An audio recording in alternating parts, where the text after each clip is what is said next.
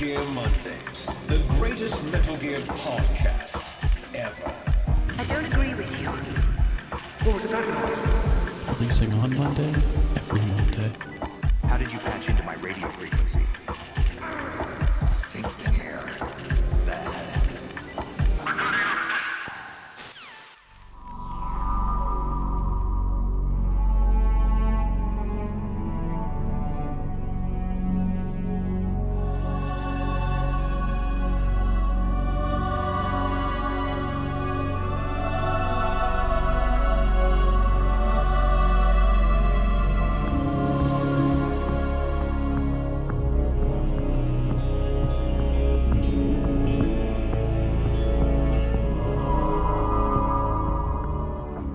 Ladies, gearsmen, babies, and gentle thems, welcome to Metal Gear Mondays. It's a podcast about Metal Gear, as it was always meant to be, as many of you are rediscovering, apparently. Ooh, you knew. I am your host for this week, Liliana Wright, and I'm joined by Sleepy Dad, Alessia Summerfield. I thought, is this not Silk Song Saturdays? I'm on the wrong show. Also, I'm exhausted, you guys. Have you even gotten into the store to get Silk Song is the question, because there's a lot of shit going on. Yeah, I did eventually. I think it was like 1:15 in the afternoon. Wow. Whenever I finally got it. But I started the original Hollow Knight for the first time last night. Yeah. I don't even know when I'm going to play Silk Song, but it's for $20. Yeah, it's quite good. Can you play the sound effect for me? Alessia, one time? Of course. There. Yeah. Gotta get that shit. Sorry. I just want to quick shout out Toby of Discord fame. The Dane. Tall Toby. Yeah, the Dane with the name. Toby pushed me very hard to play this game after like years of him being like, dude, it's fucking great, you gotta play it, and I'm just like, it's overhyped, I don't want to fucking touch it, and finally caved, and I like 100%ed that game on Steam, and like texted Toby and was like, this is one of the best games I've ever played. Whoa. So shout out for his diligence. Thanks, Toby. Shout out Toby. Shout out Toby. The other voice you hear on the lines, the DJ himself, DJ Rat King. DJ Rat King in the building. James Reichmuth in the building. It's me. I'm a spy in the Cold War. Oh, surprise! We know your real name, you piece of shit. Yeah, we do. We're gonna get into that really quickly, or in a little bit, but the challenge, the gauntlet was thrown, and the gauntlet was readily answered by multiple people. So. It was kind of crazy, yeah. Very, very almost immediately, actually. But yeah, we're here to continue talking about Metal Gear Solid Delta Snake Eater Part 2. We're getting into Operation Snake Eater proper today. I am the perfect person to host this week. For one simple fact, and this is not the funny story that I told you, Alessia. I said I was going to talk about. Embracing. That's coming in the discussion of the gameplay. Indeed.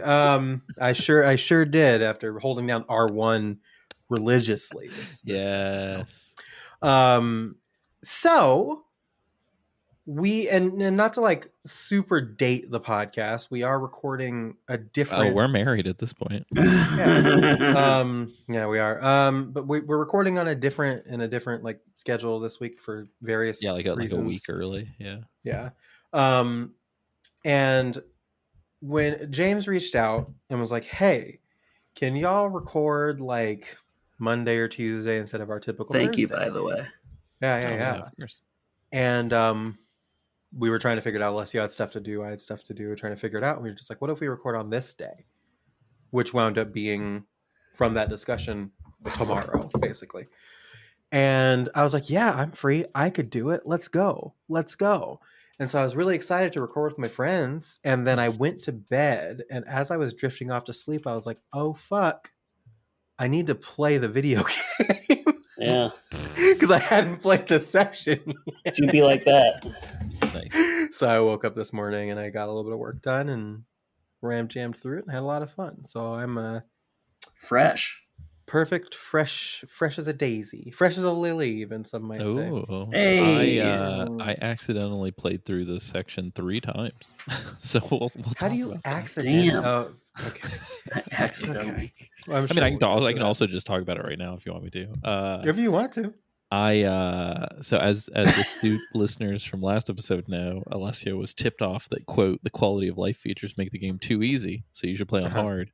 Mhm. And I was like, all right. Not gonna lie, it does keep it tense. I do like that. People literally only sleep for like fucking 2 minutes when you trank them, which is like Mhm. another level of fucking stress I did not Yeah. know I was scared of. But the shitty part, and somebody's gonna laugh me off, probably. I'm talking to you, Walter Fang. If the boss fight with Ocelot that we're gonna get to, spoilers for fucking 30 minutes from now. Fantastic. It was great on hard mode. Yeah. It was wonderful. Great fight. Fight after that felt like a fucking slog. Yeah. Like it was just like the character in question shields up Bullshit. very frequently on hard. I was like, these are video games. Yeah, it took such a fucking long time. And it wasn't even difficult. It was just like a skill check in terms of like patience. Yeah. And I feel was like I just locked in "Fuck this." really hard on that fight Yeah. because it was I didn't play on hard, to be fair. I Right, played on right. normal, but I feel like my brain Mhm. connected things this time around that I don't think I ever connected before. Nice. So I really Yeah. like I mean, I did Matrix. Yeah, I did beat it, but Yeah. it took like three tries, and each try took so long that I was like, I'm gonna restart on normal. And I Mm. literally played through the entire game back to that point on normal. And then, of course, since I'm playing the original, I played it that way as Again. well. But I did Yeah. play through it on Delta twice, and I did notice some shit that I probably put my foot in my mouth last episode about that we can talk about. Very interesting. Before, I did want to bring up one thing that I thought was really funny. So we talked, and I don't know if this was in the original or if this is a new one, just because they wanted to go wink for it. But did y'all get the conversation with Paramedic about On the Beach? No. Oh, I don't think so. I called to save one time, and she said, "Snake, have you ever heard of On the Beach?" And it was about the movie, the story that we talked about in the Death Stranding season. That's the inspiration for the subtitle of Death Stranding 2, On the Beach. Are they allowed so to do that?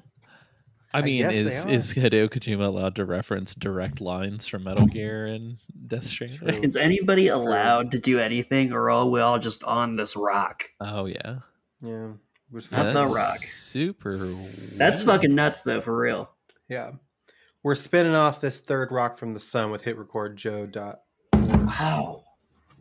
Yeah, It's just doing pretty some cool. Googling. I'm not seeing it in the original, so it could be new.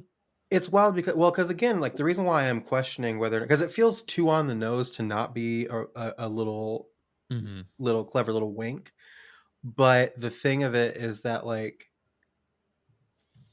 On the Beach is about like nuclear holocaust, like the survivors of a nuclear apocalypse.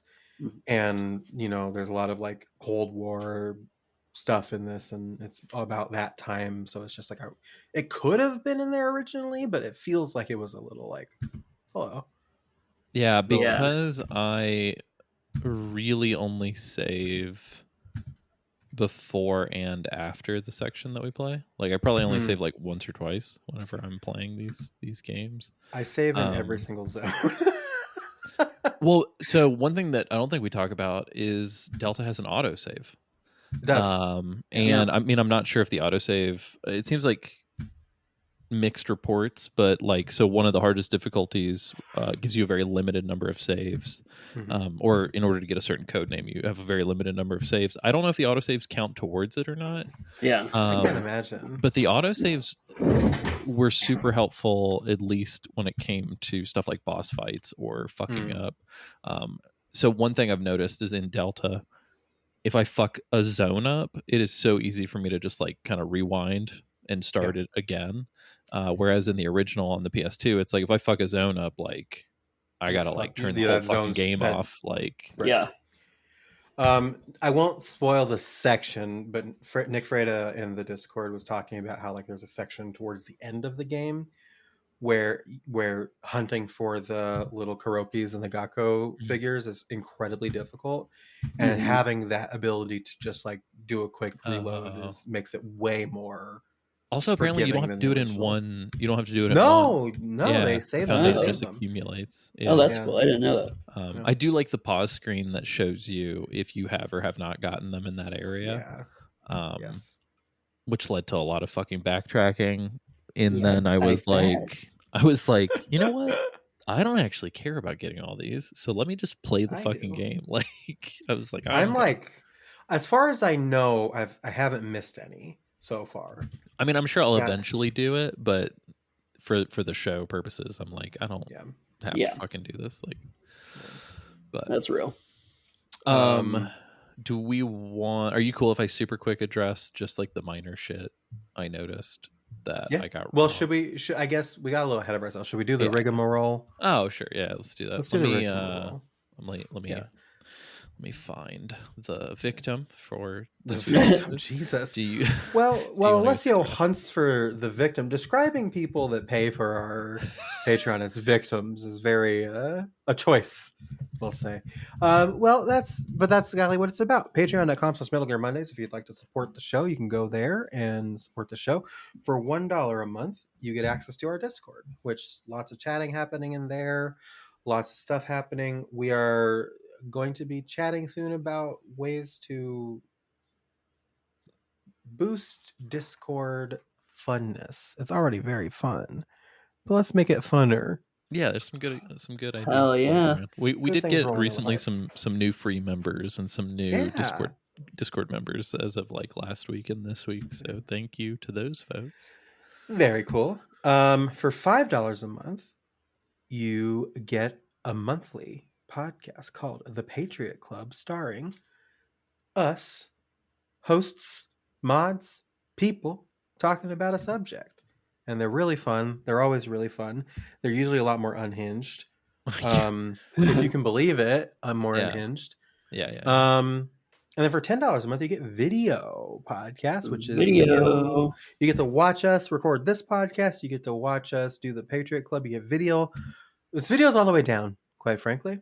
And you also, if you subscribe at $10 a month, get to sponsor an episode of the show. So we pick a new $10 sponsor every week and or every episode, and they sponsor the show. So Alessio, who you got? I got Reed Jordan. Thanks, Reed. Yay! Be cool like Reed. Be cool like Reed. Yeah. So now that we've gotten that, let's talk about some stuff. Some things you want to clear the air about. Yeah. I don't know. Sins of the past. I mean, I'm sure some people are more sensitive to this than others, or less sensitive, or whatever. And I don't know why I feel like I have to do this, but like, I feel like when I say something on the show, and then whether it's like a week later or a year later, if I'm like, fuck, I totally got that wrong, I feel this like need to be like, guys, I'm so sorry. I fucked that up. I don't know if this happens with you guys, but it does happen with me as well. Doesn't matter how many times you fucking play the part for the show. Does not matter if you played it today or a week ago. While we're talking, sometimes you just misremember shit, or you forget shit, or whatever. So anyway, along that note, I just have some minor shit. I swear to God, I think I'm forgetting one other one, but I just want to specify very quickly. One's not really a fucking note even, but first and foremost, you press X to mantle and vault and stuff in this game. I erroneously last episode said that it was triangle, but that's just when you're like sticking your back against the thing, which is the only way to do it in the original based on my testing, which is why Kay was like, oh, I didn't realize there was vaulting in the original. So if you stick your back against it and you press triangle, you can do it. In this game, though, at least on the new controls, it will prompt you with an X prompt to do it. So that was a whoopsie. We also didn't talk about how fucking garbage the like cover sticking is in Delta. Like Kinda tough. legitimately, Kinda tough. weird. It's not great. It's not awful, but it's Yeah, there's not, been worse. it's not as good as the originals. Like, yeah, I feel like sensing. the way that I feel about it is that like I feel like in the Discord and discussions that we're having in our group, Mhm. I feel like the stick to cover system came in and individually murdered everybody's mom Yeah. in front of Yeah. their eyes and made them watch as she Well, it's because you get fucking caught and scared, and I've never gotten caught with it. It's just sometimes I'm like, oh god, and I have to like Right, re-stick right. myself. I feel I get like I'm caught the all only the time. person. I feel like I'm the only person that's not like screaming about this. Maybe later Nice. on, because again, it's only happened to me haven't- once. It's only happened to me Yeah. once. It just so happened to be like very early on, and I was like, "What the fuck?" And so now I'm Yeah. just like constantly like looking over my shoulder. Yeah. The other thing was you can get an SVD sniper rifle in Virtuous Mission, which we didn't talk about. That one's whatever. That's just me being anal. I swear to God, there was a third note, and I have been grappling trying to figure out what the correction was. But as we encounter shit, if you want to call it out, totally fine. Just be kind about it. And if we catch ourselves, we will also say stuff. I also want to clarify, just because somebody brought this up, I don't know if it just came across this way or what, but we were talking about the way the Sorrow enters the helicopter in Delta.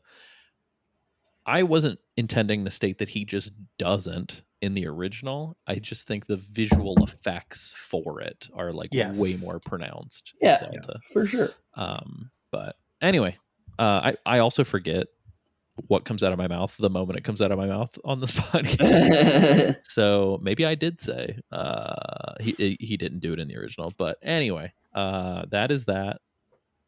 I'll etch one notch in my skin for every for every mistake. He's not joking. Those viewers who aren't paying $10 a month can't see it, but he has the materials to etch it into his skin. Oh fuck, he really does. Oh no! Put it right. Just a pound of flesh. Oh, whoa. Jesus a pound of flesh. Am I the only one that doesn't have a knife at their desk? What is going on? Yes, this is some fucking. James just. Do I need a knife? You might need a knife. Takes apart and puts back together a fucking handgun like it's nothing. This is fucking everyday carry right here. Yeah, please don't bring a knife to her. If anybody, all those folks that remember. Also, I just really want to quickly state.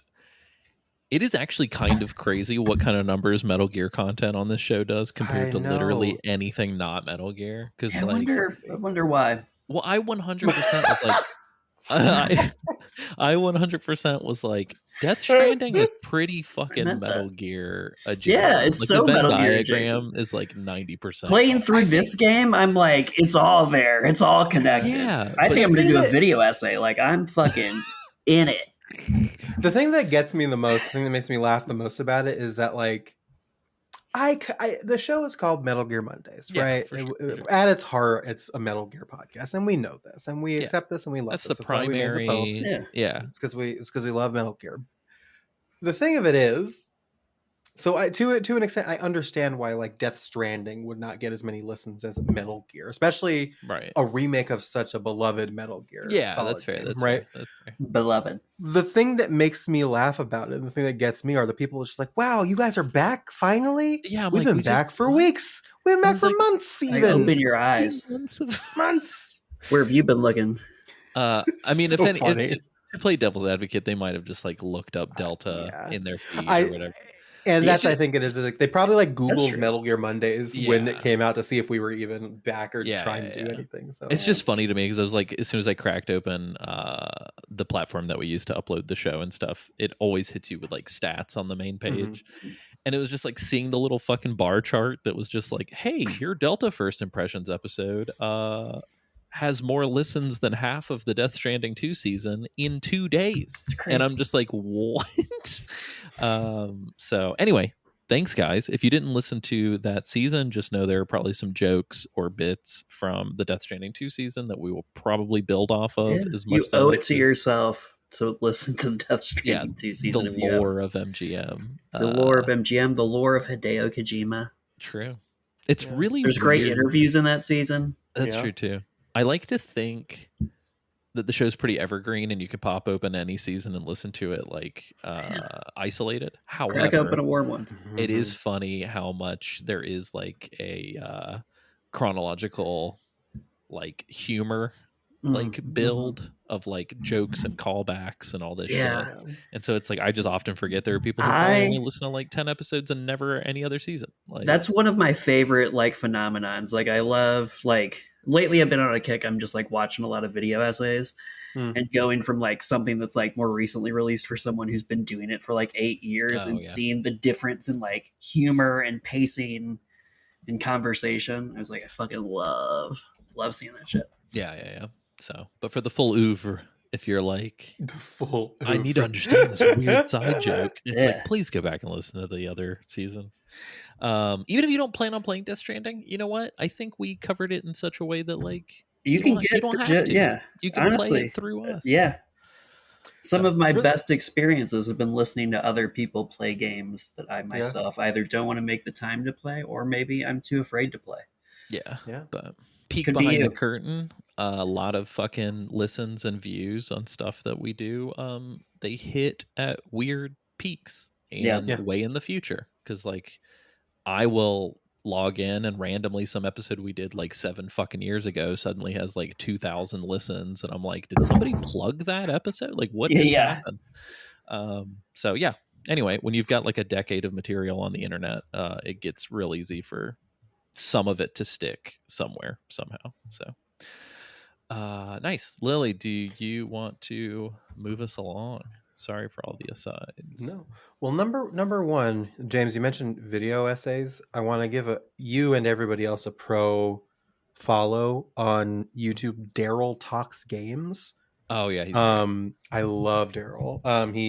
He comes at like video game. He does like essays and approaches them from like a psychology standpoint because that's what his background is in. It's very good.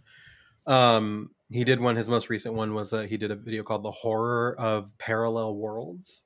Ooh, good shit.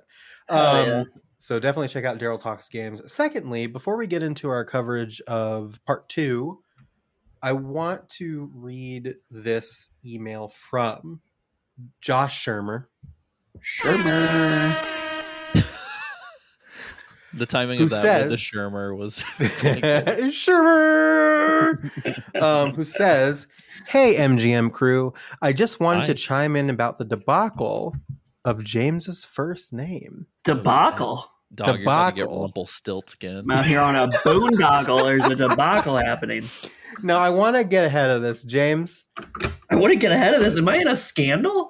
Clearly, it's very easily verifiable information. But your first name is in this email. Do you want me to self-censor it, or can I? No. My, it's not. Yeah, you can say you can say the cursed name. Oh no! Just wanted to chime in about the debacle of James's first name. As someone who regularly binges MGM, waiting for new Aw, content and enjoys that's the really good sweet. nostalgia trip. Thank you, Josh. I listened to each episode probably at least twice. Wow. That being said, you have said James's first name on the podcast. If you reference, I love this. If you reference the MGS1 remaster season part 1, the first name of DJ Rat King is in fact Wait for it. Dustin. Whoa. Let's go. It's true. It is true. Off a classic per Alessio. How do I have this stored in my brain ready for deployment? Me no. LOL. Glad to see the show back once again and can't wait to get started on Delta. Josh Shermer, aka the one who wanted Isaac to do a live tweet. Oh Wow. I don't remember a lot about that live tweet, but I do know that Isaac wrote the words "Josh Shermer, my guy" in it, My guy. which I love deeply. I genuinely appreciate it. Whoa. I hope it doesn't come across as like irreverent in a what's the word? Irreverent in sort of like a like a negative way where it's like, oh, I don't even fucking remember that. How could you remember that? I don't mean it like that. I genuinely, truly appreciate it when people like remember tidbits like this and like Love it. deploy it. It's wonderful. If it makes me feel warm inside, I really It's appreciate impressive. Yeah, no, It's it's very really cool. The psychology of that, again, to go back to psychology, the psychology of that's really weird because like we do this podcast and like you would think that we would remember that stuff, but I flush information about us doing this show out of my brain almost instantaneously. Yeah, it's actually kind of crazy. Yeah. Yeah, But like when I think about a podcast that I've been listening to for a very long time, so let's talk for sure. My Brother and Me. Mhm. I've been listening No, to all that the podcast lore. almost since the beginning. 15 fucking years they've been doing that podcast. And I can just parrot jokes and bits and Yep. things from like the most obscure episode 43 that you've ever thought of in your life. Right. And I bet you they don't remember shit from shit. Like I'm sure they remember the classics. I remember the classics. I remember like the Dare's Minds Dare, and I remember like the fucking Whopper bit. And Otacon stuff, like, stays nasty. Otacon Oh, stays of course. nasty. The haikus, Like there are like whatever. the core memories that I remember, but just like there's just shit that people will step to us with. Like if this was a fucking deposition, man, I'd be cooked. Yeah. You If know? we get stopped at airport security and told that we can't re-enter the country because of something we said on Metal Gear Mondays, your boy's going to start sweating because he has no idea what that could mean. I will say too, I was foolish to challenge the audience on this because I just confirmed via the Dragonhide Metal Gear Mondays interactive database. We say Dustin a total of 46 times on this podcast. Jesus. Well, Throughout the years. that's also assuming that like the transcript caught it the correct spelling. That's right. You know what I Yeah. mean? So there could be like a Justin in there. There could be a Destin. There's in there. there's quite a lot few of- that are references to Dustin Diamond. I can see. Oh, so. Wait. That database welcome is to a fucking hoot and a holler. Does it still work where if you click it that it takes you to that episode? Yeah, it does. Sure. That's so fucking crazy. Does it take you to that part of the episode if you click? Yes, it does. Sure Matt, you sick. It's fuck. pretty fucking cool. Yeah, that's crazy. He's I owe Matt. Matt I think I owe Matt like the last 10 episode transcripts, so I got to get Mm. on that at some point. Matt, you sick sink having son of a bitch. Yeah. Shout out to Matt. Matt's been fun. We've been working on a project together, and he's Wow. been great. So. Okay, something else I just learned. We have mentioned Dustin Diamond pretty much every year in every season, including the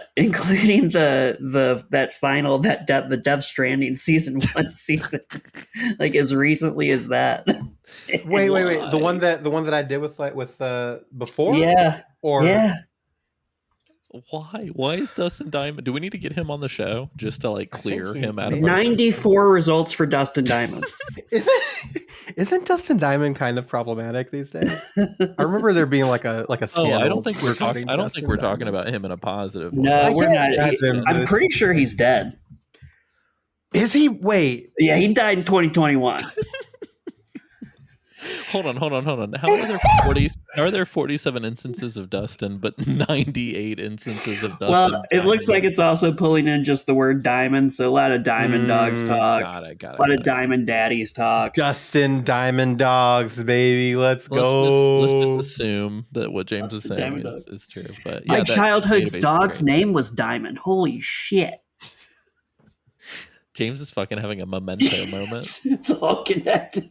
It's all connected. I think, let me triple check, but I think the database is in the show notes for every single episode. It Oh, is. God. Yeah. So if you guys are Also- listening to this on a RSS feed reader that allows for hyperlinks, just click on it in there. If you don't have a way to do that, go to search.metalgearmondays.com and give it a second. And then it will let you type anything in and proceed to give you the fucking episode and everything. So So cool. Mhm. Matt, I would be lying if I didn't personally use that tool to find something myself. So thank you so much. You mentioned you're working on a project with Matt, and periodically like I'll go into the Zencaster folder to pull down files for a different thing, Mhm. and I'll see conversation with Matt, and I'm just I wonder what those guys are working on. But That was just a thing for the that was for his PS3 thing because you'll get a kick out of this. We had a classic face off a la Geek Times difference of opinion, like the debate thing that we did. Yes. Didn't you and who did you and Aaron did one of those? Aaron. I think. Yeah. But I don't know if it's been uploaded or not. Sorry, Matt, my brain has been fucking pancake batter. But it was about trophies. Matt was like, I love trophies, and Alessio isn't necessarily a fan. I've gotten softer to them in my age. You certainly have. When they first came out, but I remember. Yeah, when they first came out, I was like, I don't need a fucking Boy Scout merit badge to play my games. But yeah, so that's what we were talking about. So, which is funny because I don't know if you guys know this or not. MGS4 did not release with trophies. No, they got patched in after the fact. Whoa! Update later. Yeah, because it came out before trophies were a thing. It's a good fun fact. I did not know that. Can you believe it that we remember the before times? Before there were trophies, there are people who've probably been born since who have never had no trophy. Oh, that hurts. If that's you, please write in and tell us why your parents are letting you listen. What year did Metal Gear Solid 4 come out in 2008? Right? Let me check. I think that the problem is we have to get Metal Gear to the young children. Yeah. I think the young children need the children yearn for the gears is right. We gotta, like Wu-Tang, Metal Gear's for the children. We're gonna get the podcast on Roblox, and then nice. It's over. Yeah. Also, there's a Metal Gear wiki. I can't remember which one, but there's an entry for Metal Gear Mondays that is incredibly thorough, but has not been updated in quite some time. So if somebody wants to do that, I feel weird doing it myself. Yeah. But if you feel like it. There is insert some bullshit. Nobody will fact check it. The oldest person that is alive that has existed has never known a world where PlayStation trophies did not exist is 17. Whoa. There are just days when I wake up sometimes and think to myself, like, man, this shit really is going to be over at some point, isn't it? And I get real sad. Yeah. I'm getting old and it sucks. Yes. It is fun to see my daughter grow up, though, but it is also not fun to realize that it's a double-edged seesaw. She gets older, and so do I. Slipping through my fingers all the time. Let's move. Yeah, let's rally. Play along. I did want to give James an opportunity to give, because we kind of talked about like our top level feelings on the First Impressions episode. But James, since you weren't on the episode with Kay, I wanted to give you a second to talk about the Virtuous mission. Anything notable that you wanted to? Yeah, exactly. Spoiler wise, that stuck out to you in the virtual mission. I'm glad you asked. One, loving this shit. I feel like I yearned for a video game that isn't going to open up a world in front of me in which I have to go and explore every nook and cranny, but instead a game that will let me fucking sneak and take people out and be a spy. And I feel like I found that here. I really like I feel like I've got a weird perspective because I'm mostly familiar with Peace Walker and 5. Oh, right. And so it's interesting getting a lot of recontextualization of characters. Meeting Ocelot for the first time just felt like real nice to me. I was like, that shit, fuck, I lost my mind. I was trying to explain to my partner Kaylee like what this person did, and she was like, she thought I was describing like an anthropomorphic creature, and I was like, no, it's a man who's named Ocelot. Yeah, it's a man what were an Ocelot. Yes. So yeah, I'm having a blast. That's fun. I looked up some videos from MGS5 just because I was like, I don't know why, but like Troy Baker era Ocelot, like I do not have a lot of memories of because I think I only played through MGS5 like once. Like I did do a bunch of stuff in it, but I don't think I like beat it more than once. But I was looking some stuff up, specifically looking up stuff at how it applied to MGS3. Yeah. Did you know there's just like a section in 5 where Ocelot is talking to a soldier on Mother Base, and he like fucks something up and he like corrects him and gives him like tips or whatever. But he literally redoes the entire Naked Yeah. Snake, like Yeah. talking shit about his gun and the recoil and the markings. Having like, no word for reads it word. verbatim. Yeah. And what's that's crazy rad. is Venom Snake is present and does not react in any way. At all. Like Ocelot even walks by him and does the hands. Mm-hmm. And if we ever revisit MGS5, that like sparked in me an idea where I was like, oh my God, I got to talk to the guys about this at some point. But I'm starting to feel like the entirety of MGS5 might have been like homie passed out in bed, like having his memories fucked with, and not just the hospital at the beginning, but like the entire fucking game. And so I was like, fuck, dude. And so it's like, anyway, I was like trying really hard to not go down a fucking conspiracy hole, but you gotta talk to the Who about it. The guys. Hey, that is a generalized gender neutral guys. Hey, if that's, I'm giving you shit. If that's the closest you've caught me, I'm proud of myself. It's actually I'm always very nervous about fucking up people's names. I love Alessio dearly. One of my favorite people in the world. We know this. I'm scared. No, it's not bad. It's the thing, but one of the reasons why is because throughout this process, the only person who has been more like, I need to make sure that I'm fucking on point and making sure I'm not misgendering and making sure I'm doing and calling you the right thing. The only person that's more worried about that in my life than Alessio is my wife. Oh yeah. So and Alessio, and both of them fuck up the same amount, which is 0. So now I'm in a race, is what you're telling me. Now I need Yeah. you to like hit me up when Chelsea fucks up, because then I'm like, oh, thank God. I can finally misgender and be free. I can finally My start saying the R word. dreams. That's something entirely different. Yeah. brother. I got Oh, I meant relax to myself. I can finally.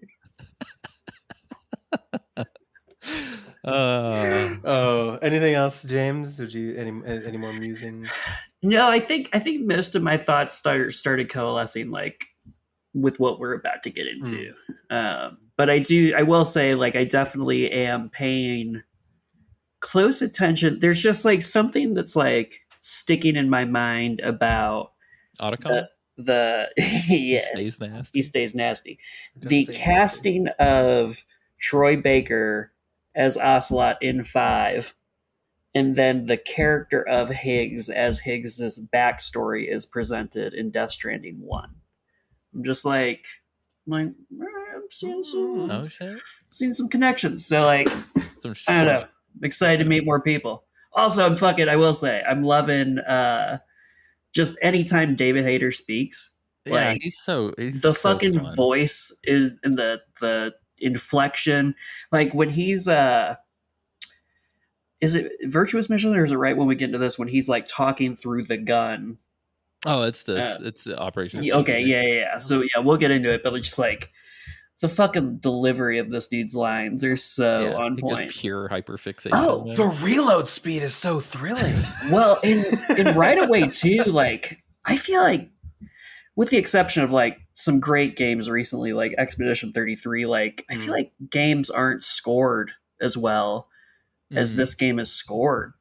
You know what game so far has been scored really well? Silk Song. You know what? I gotta check Fantasy Critic and see if you've gotten your points for that yet. Oh yeah, I was thinking about that today, by the way, because I remember I put that on my fucking fantasy draft, and everyone was like, "LOL, that's never coming out." Yeah, it got counterpicked, which is great for. Yeah. You have not got any points for it yet, but I don't know if any reviews have even posted because they didn't. I don't think so. Yeah, they didn't send it out. But no, 100%. Also, the original Hollow Knight soundtrack is like fucking top 5. Yeah, that's a good soundtrack. But once again, choosing I Am Jesus Christ, crossing our fingers. Oh, every year I pick it. Every year. No, that's sick. I will say this. It does, and I'm sure people have heard this a million fucking times, but sorry to bring 5 up all the time, but it is part of the reason why I kind of think It does make sense if all of 5 is kind of a fucked up weird brain nightmare for whoever Venom is. Spoil, but like because if that's the case, then it makes sense that David's not the voice for like the entire fucking game. Yeah. And I don't know. I It's still just have so many tricky. thoughts about that, and like how they probably should have and could have effectively used David in 5. Yeah, just at the very fucking end, do like a mic drop moment. Right. Yeah, 100%. The reason why it's been top of mind is because Hideo Kojima fucking I'm just gonna say tweet as like a general internet post, but fucking retweeted like an article with the headline that was like Metal Gear Solid 5 unfinished masterpiece, blah blah blah blah blah. And because he retweeted it and didn't say anything, everybody's like, oh, he retweeted unfinished. So he's like confirming that it wasn't intended to be that way. It was unfinished. So now all of a sudden it's like, also it dawned on me, by the way, it's very funny. Snatcher only had 2 acts when it came out. And then the 3rd act was added after Kojima stopped working on the game. Oh, interesting. And so I'm like, what is up with this motherfucker in 2 acts with a 3rd act as like a post? But anyway, maybe we'll remaster 5 at some point, but it's just interesting to me that like this conversation keeps being reopened like every couple of years as to like, is it done? Is it not done? Right. What was the intention? Why is this so weird? Is it part of the narrative? Like, anywho, it's fascinating. How do you guys feel about, so we did talk about this a little bit last episode, but there are people who are listening to this who are diehard longtime fans per an email that we got that we can't actually fucking read. But there are people who are like diehard fans who probably want to hear us talk about how it all ties in together, because this is the first time we're talking about 3 since we've covered like every game in the fucking franchise. Sure. How do you guys feel about future spoilers? Like, do we talk about how this shit ties into other games, or do we try to keep it contained? It's interesting. I feel like there's options and layers to it. It's like we can inject it in. I feel like honestly we could do a whole season on just the lore of Metal Gear Solid. Sure. You know what I mean? Like maybe we just put up like a quick, hey guys, if you haven't played past a certain point, I'm about to say some shit. Yeah, totally. Skip ahead. Yeah. Yeah, that could be a thing. I wonder too, my hope for Volume 2 of the Master Collection or whatever, Metal Gear or whatever. I love the idea of there never being a Volume 2. Like, they just call it Volume 1 for no fucking reason. But my hope for Volume 2, if it does in fact exist in whatever timeline we exist in, much like everybody else's hope, is that Metal Gear Solid 4 is on it, giving us a modern way to play it with having to haul out our PS3s. Yeah, that'd be great. That being said, what I hope for in addition is that fucking database that it shipped with. Oh yeah, the interactive. That fucking Metal Gear database that has like all of the timeline shit. I would love to have that updated with right. That'd be stuff sick. that came out after 4. I would love that. That would the end credits for Delta is going to be an interesting beast for people who haven't played any of the games, because like, and good on Chad for not playing ahead of MGS2. Post credits, it does like a timeline of the series, and it just like spoils everything. Yeah, like it's wild. Interesting. Some super cool tieback shit to even MGS1. Yeah, which is awesome. Like I fucking love it.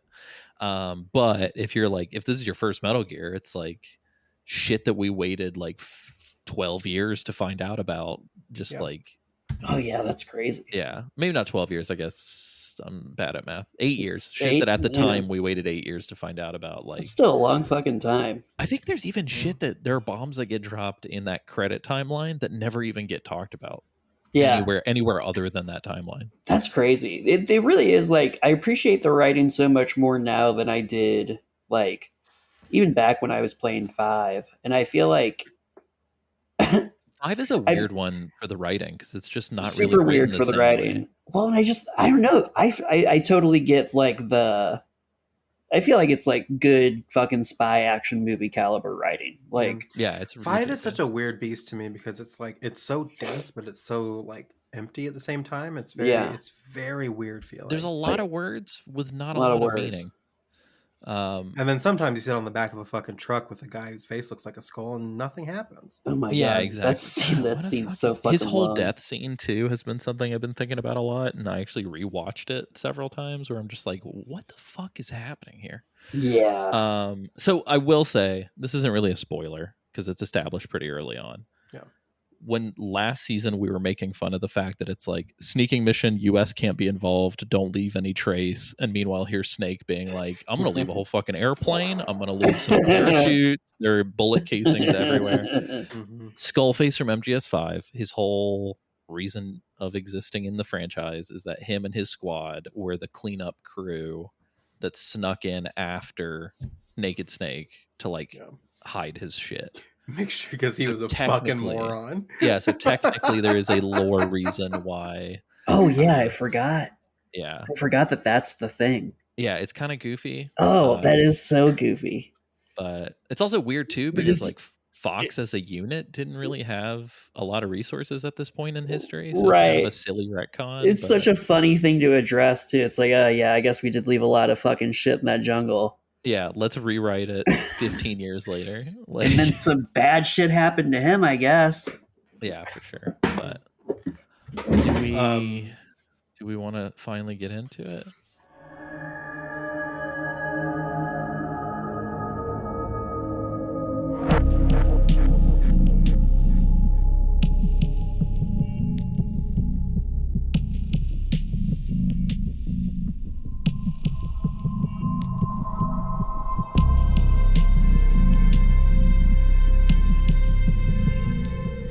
The virtuous mission failed, as we know.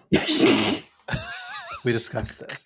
And President Johnson is on the phone. This With phone call Nikita- conversation is fucking amazing. So by the way. funny. I Whoever love they- Lyndon B. Johnson's Dude, voice. whoever fucking wrote the president. Yes. and I was like, directed is that the what he fucking- sounded like? I honestly don't know, but it is in my head. I've never heard Lyndon B. Johnson in my entire life. Yeah. It made me realize I hadn't either, but when I read that name, I don't think of that He voice. sounds like the dude No. from the War Room in Doctor Strangelove, like the Yeah, Yeah. oh yeah, dude, yeah. I can't remember the guy's name, but it's so funny to me that they're like, we have. I'm not even going to attempt the accent for the Russian, but like they're like, did your guys do this fucked up thing? And he's like, nah, man, wasn't me. Like, it's so good. I'm looking. I appreciate like the like magical realism around United States history here Yeah, yeah. that we're kind of getting. Like, just very funny that like, yeah, these two leaders talk to each other, and they're like, Yeah. all right, I'm gonna send my special boy in, Yeah, and he's gonna take care of it. This conversation Yeah. would be so fucking different if it was 2025 version. Oh, yeah. Oh my god. Just like I don't want to get into the if thens, but it's just so silly to think about. Yeah. So Lyndon B. Johnson's from Stonewall, Texas, a very different Oh, kind of shit. Stonewall. Uh-oh. shit. So maybe he does sound like Maybe he does. Maybe. We know it. So yeah, I'm so waiting on a history buff to fucking pour some Johnsons please. on me. Ooh. So the Soviet premier Nikita Khrushchev has called Lyndon B. Johnson, the American president, on a special little hamburger phone that only secret best friends can call, and they're like going back and forth, like wink, wink, like ooh, we're gonna fight. Mhm. Talking about like the incident that happened at the end of the Virtuous mission, where the boss blew up, or where Volgan blew up the thing with the Davy Crockett. The negotiations are Um, actually pretty legit too. It's like, Yeah. hey, Yeah. you guys, you should do this, and they're like, I don't know, I guess we could, and then it's like, well, if you don't, we're literally going to start World War III, and it's like, Yep. fuck, all right, like, Yeah. But basically, it's like Johnson's just like, it was the boss and it was Vulcan, and Khrushchev's like, okay, well, I need you to prove that. I need you to take care of this shit that's going on. Otherwise, bad things going to happen, and I won't be able to stop what's coming. Mhm. So that's a thing. Zero visits Snake in the so Major ICU. Tom changed Yes. his Yeah. name. So Yes. So he's not Major Tom anymore. He's Major Zero. And he changed his name to his original name that Snake knew him by because he realized that he picked the wrong name. Yeah, it was like a bad luck choice. Yes. Yeah. So there were what was it? It was the It was the Great concentration Escape, camps. right?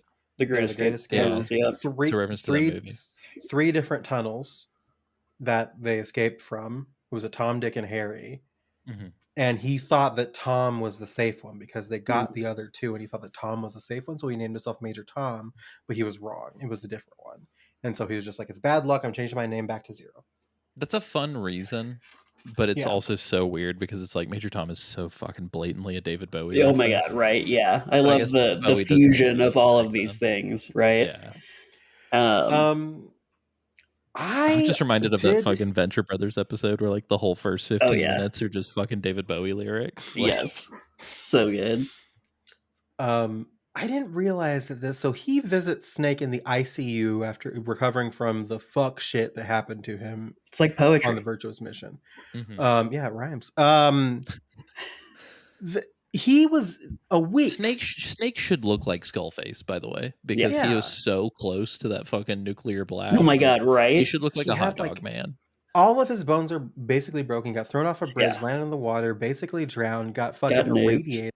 And he was in there for a week before. How Yeah. does he semen went produce The these best fucking healthcare. snake boys? He back. should be fucking. Well, this is sterile. before we even have to think about special semen.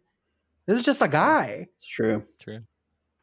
And I will say too, with the benefit of like nostalgia, I really did think that Snake was more of a badass more Yeah. of the time.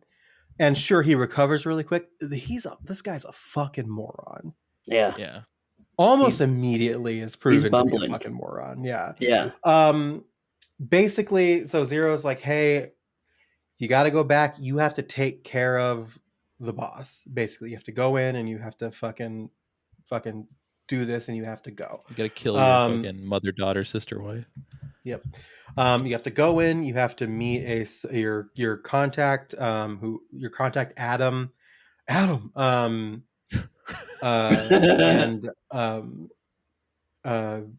get some information and organize an escape route to get Sokolov again and like all this other stuff. So you got to go in, you got to clean up this mess, and you have, I think how many hours is it? It's like a couple of It's like days. 48 or something. I think. Yeah, it's like 48 hours to basically stop World War III from happening. Which is interesting. I mean, I'm going to keep my eyes more peeled for this, but it's interesting because I do believe that they do keep to that schedule. Because there are cutscenes where like Snake falls asleep, and like I think it all happens within that time span. So I don't know. It's very interesting. It's also funny to me too that they're like, you need to kill the boss and eradicate any evidence of this shit happening, but bring Sokolov back. And it's like, I feel like at that point the US government would just be like, kill everybody. Like all parties need to die. Right. Like 100%. Which is also very surprising that they don't have a loaded gun waiting for Naked Snake after the mission, where it's like, okay, now you have to go too. Like, yeah. So you're going in, you're getting dropped in to Selenoyarsk in a drone, and you're gonna go and do this thing. Paramedics back, and we've also got Mr. Sigint, who is your advanced weapons specialist. And all of these people are going to be very important for a very long time. But yeah, so you got Mr. Sigint. Fun fact, Alessio, if you call him enough, he will just outright say that the boss was the Joy. So nice. Okay, cool. Whatever. So you find that out very early in the game if you are calling him. But he's an optional call. I don't think in this part he actually gets looped into any of the phone calls. Yeah, he's optional, but I don't even think he pops up when they introduce you to him. Like, you have to choose to call.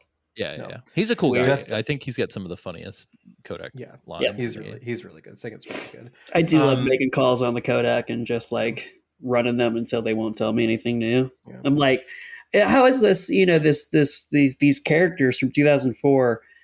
5 of their lines are better than all of Dollman's lines put together.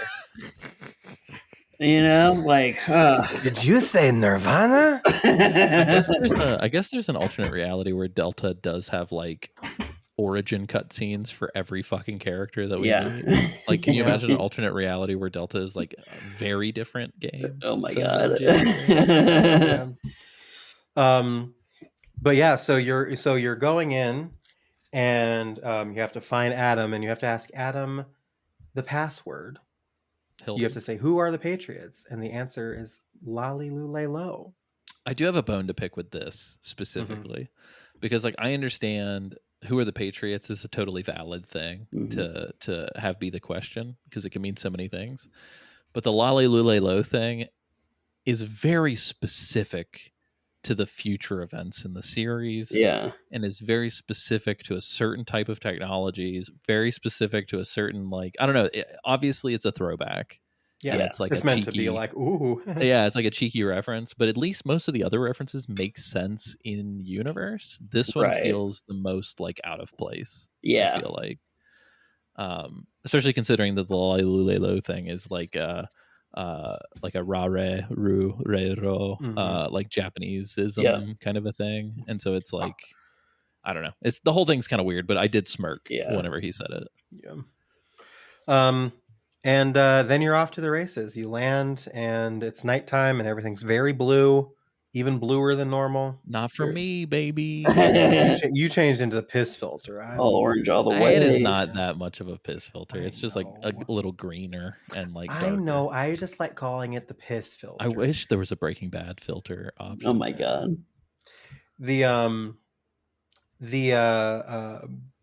Oh, you forgot about our first nudie poster. Oh yeah, while you're on in the drone. In the drone, yeah. While you're in the drone, I saw that. R1, you can look up, and he just has like. It caught me off guard. It's a new poster. I don't know this because I'm a perv. I know it because I just played the original. But it's like a Konami, swimsuit model poster. The kind of poster that Snake would go to in MGS2 in a locker, if you will. The kind of poster that makes you wish you spoke a little French. That makes you wish you spoke a little Japanese. A little konnichiwa, you know what I'm saying? Oh my god. Konnichiwa, bitches. Speaking of that's a reference. Nice that's callback. A reference. Yeah, nice callback. The Japanese delegates, request the Wu-Tang Clan. What a shame what happened to that man, huh? Yeah, that show was so good. Anyway, so now we are off to the races. So we got to get through the jungle again. It is interesting and we gotta get back to Rosfet stuff. Yeah. We gotta get back to Rosfet. It took me a hot fucking minute to realize that I was in the same zones as from Virtuous Mission because it's so different in its context. Yep. Yeah. Because it's a little bit less about like, hey, you kind of have to let them know that you're here to an extent so they know that we're doing something and we're actually actioning on what they've asked us to do.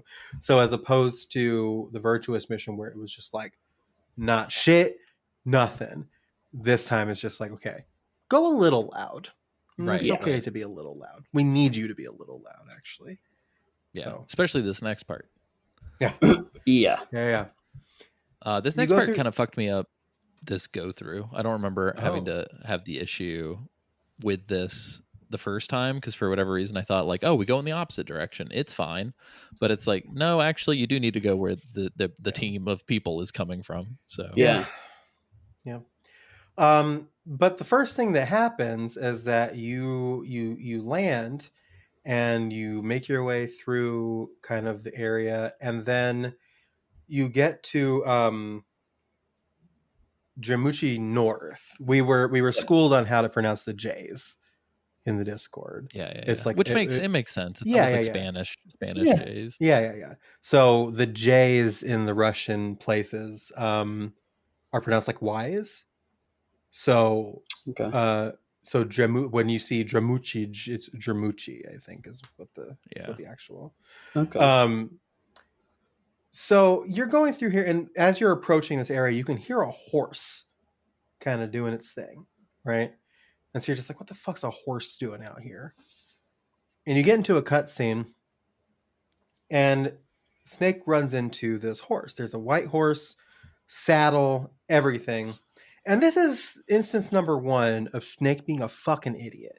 Because this man sees a horse that is clearly equipped to carry a person and says, I know what I'll do.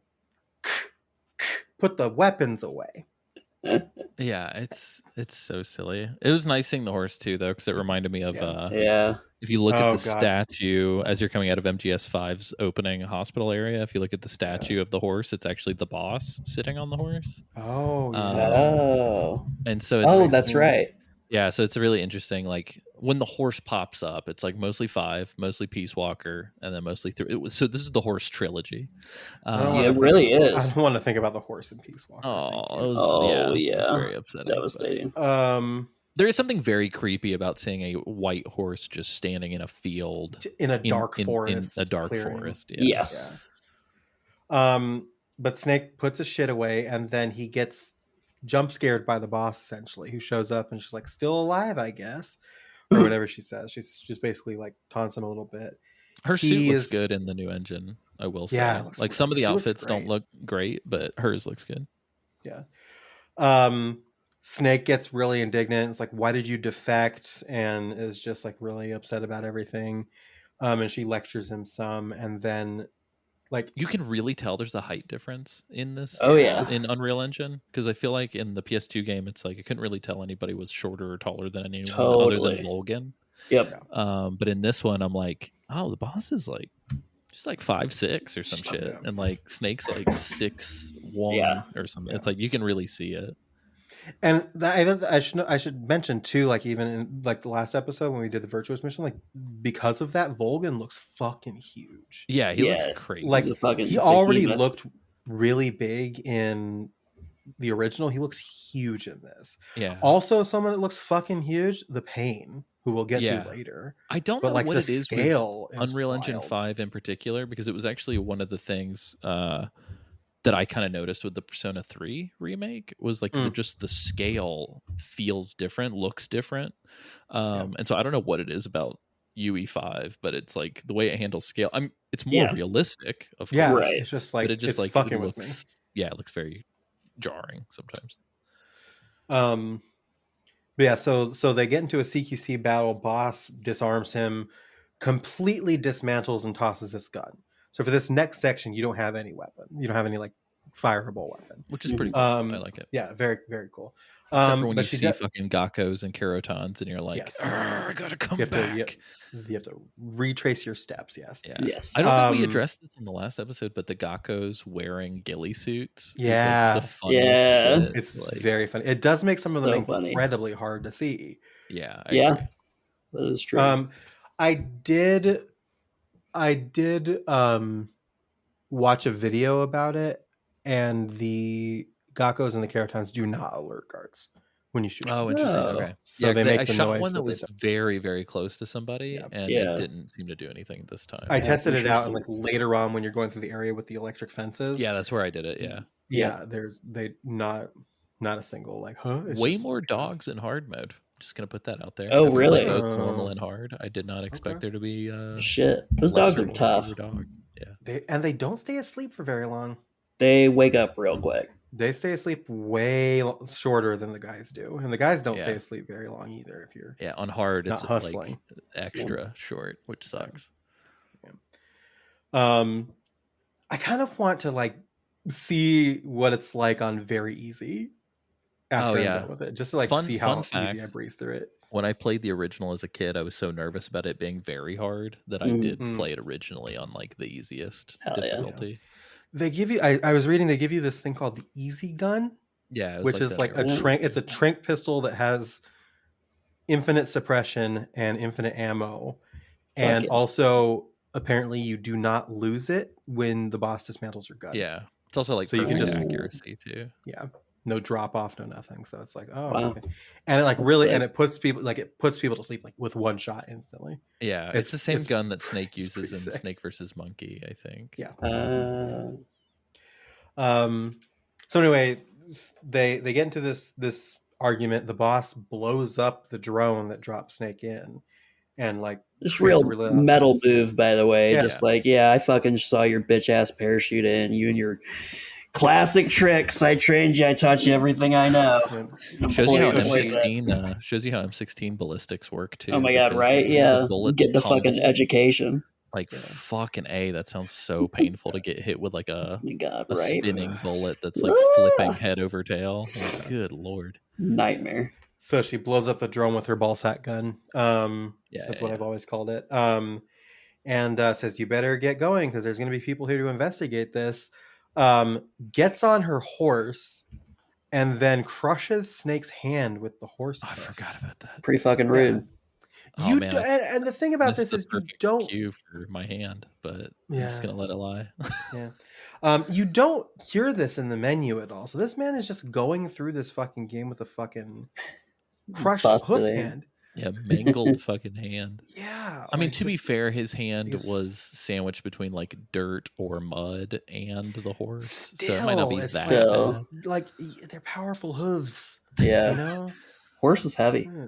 Yeah. Do you say hooves or hooves? Because I say Hooves. hooves, but I say Kristen says hooves. hooves. Say It hooves. behooves you to say hoofs. Yeah, Into it. I agree with that. Reese's Pieces. I don't agree with that. Thanks, James. Put it on the record.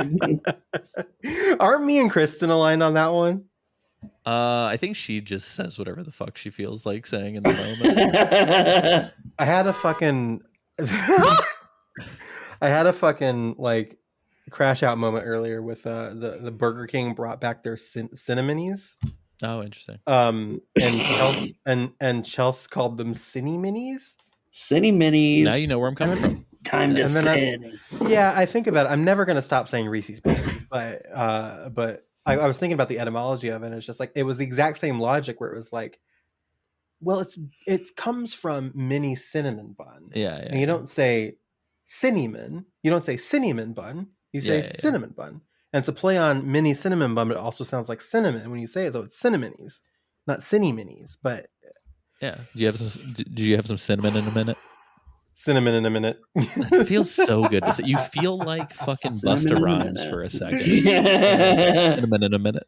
Cinnamon in a Cinnamon in minute. a minute. That's Cinnamon my in a favorite thing to minute. say. Say is if you're fun. listening to this and no one's around you, even if they are around you, Even if fuck they it, are. just say cinnamon in Yeah. a minute. Doesn't it feel Just great? hold on.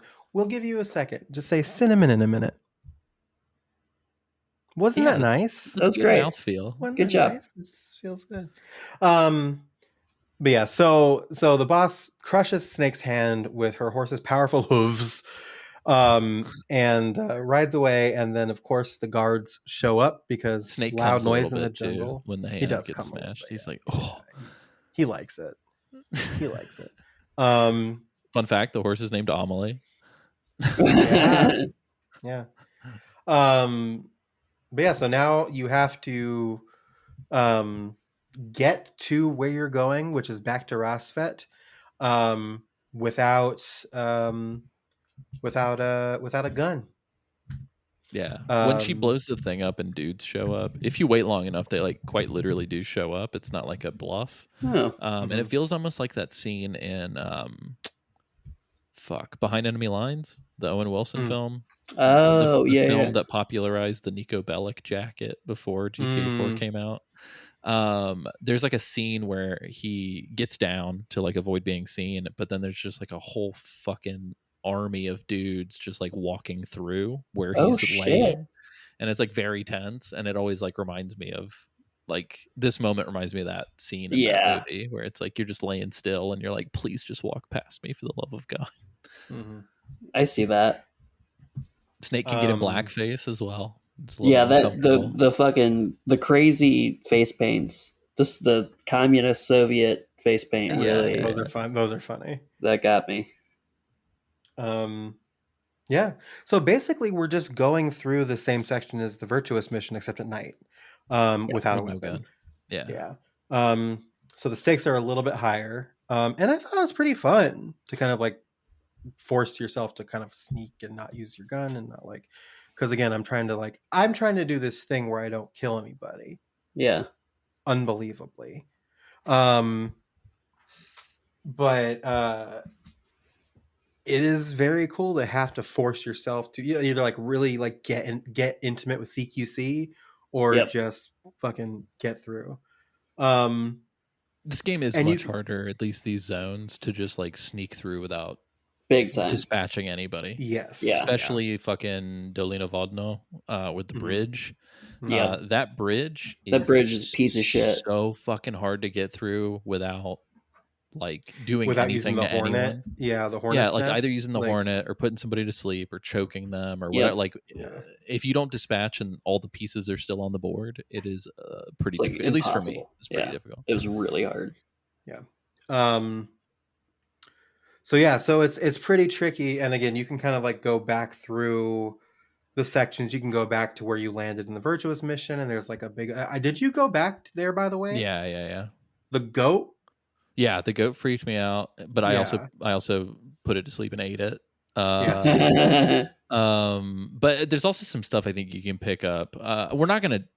We're gonna lose our fucking minds if we do this throughout the whole season. But there are like secret camos There's like and all camos and more Keropis and more Gakkos. Yeah. You can and get like the everything. raindrop camo, I think. Yeah. Bridge, Oh, that's neat. Yeah. which is cool. But yeah, That so little we're not gonna call it alcove. out every episode. But Yeah, that little alcove down the other side. There's new stuff there, so you can do that. But yeah, Huh. definitely Um, check the shit that you checked during Virtuous Mission. Check it Yes. again because they do refresh with new. Yeah.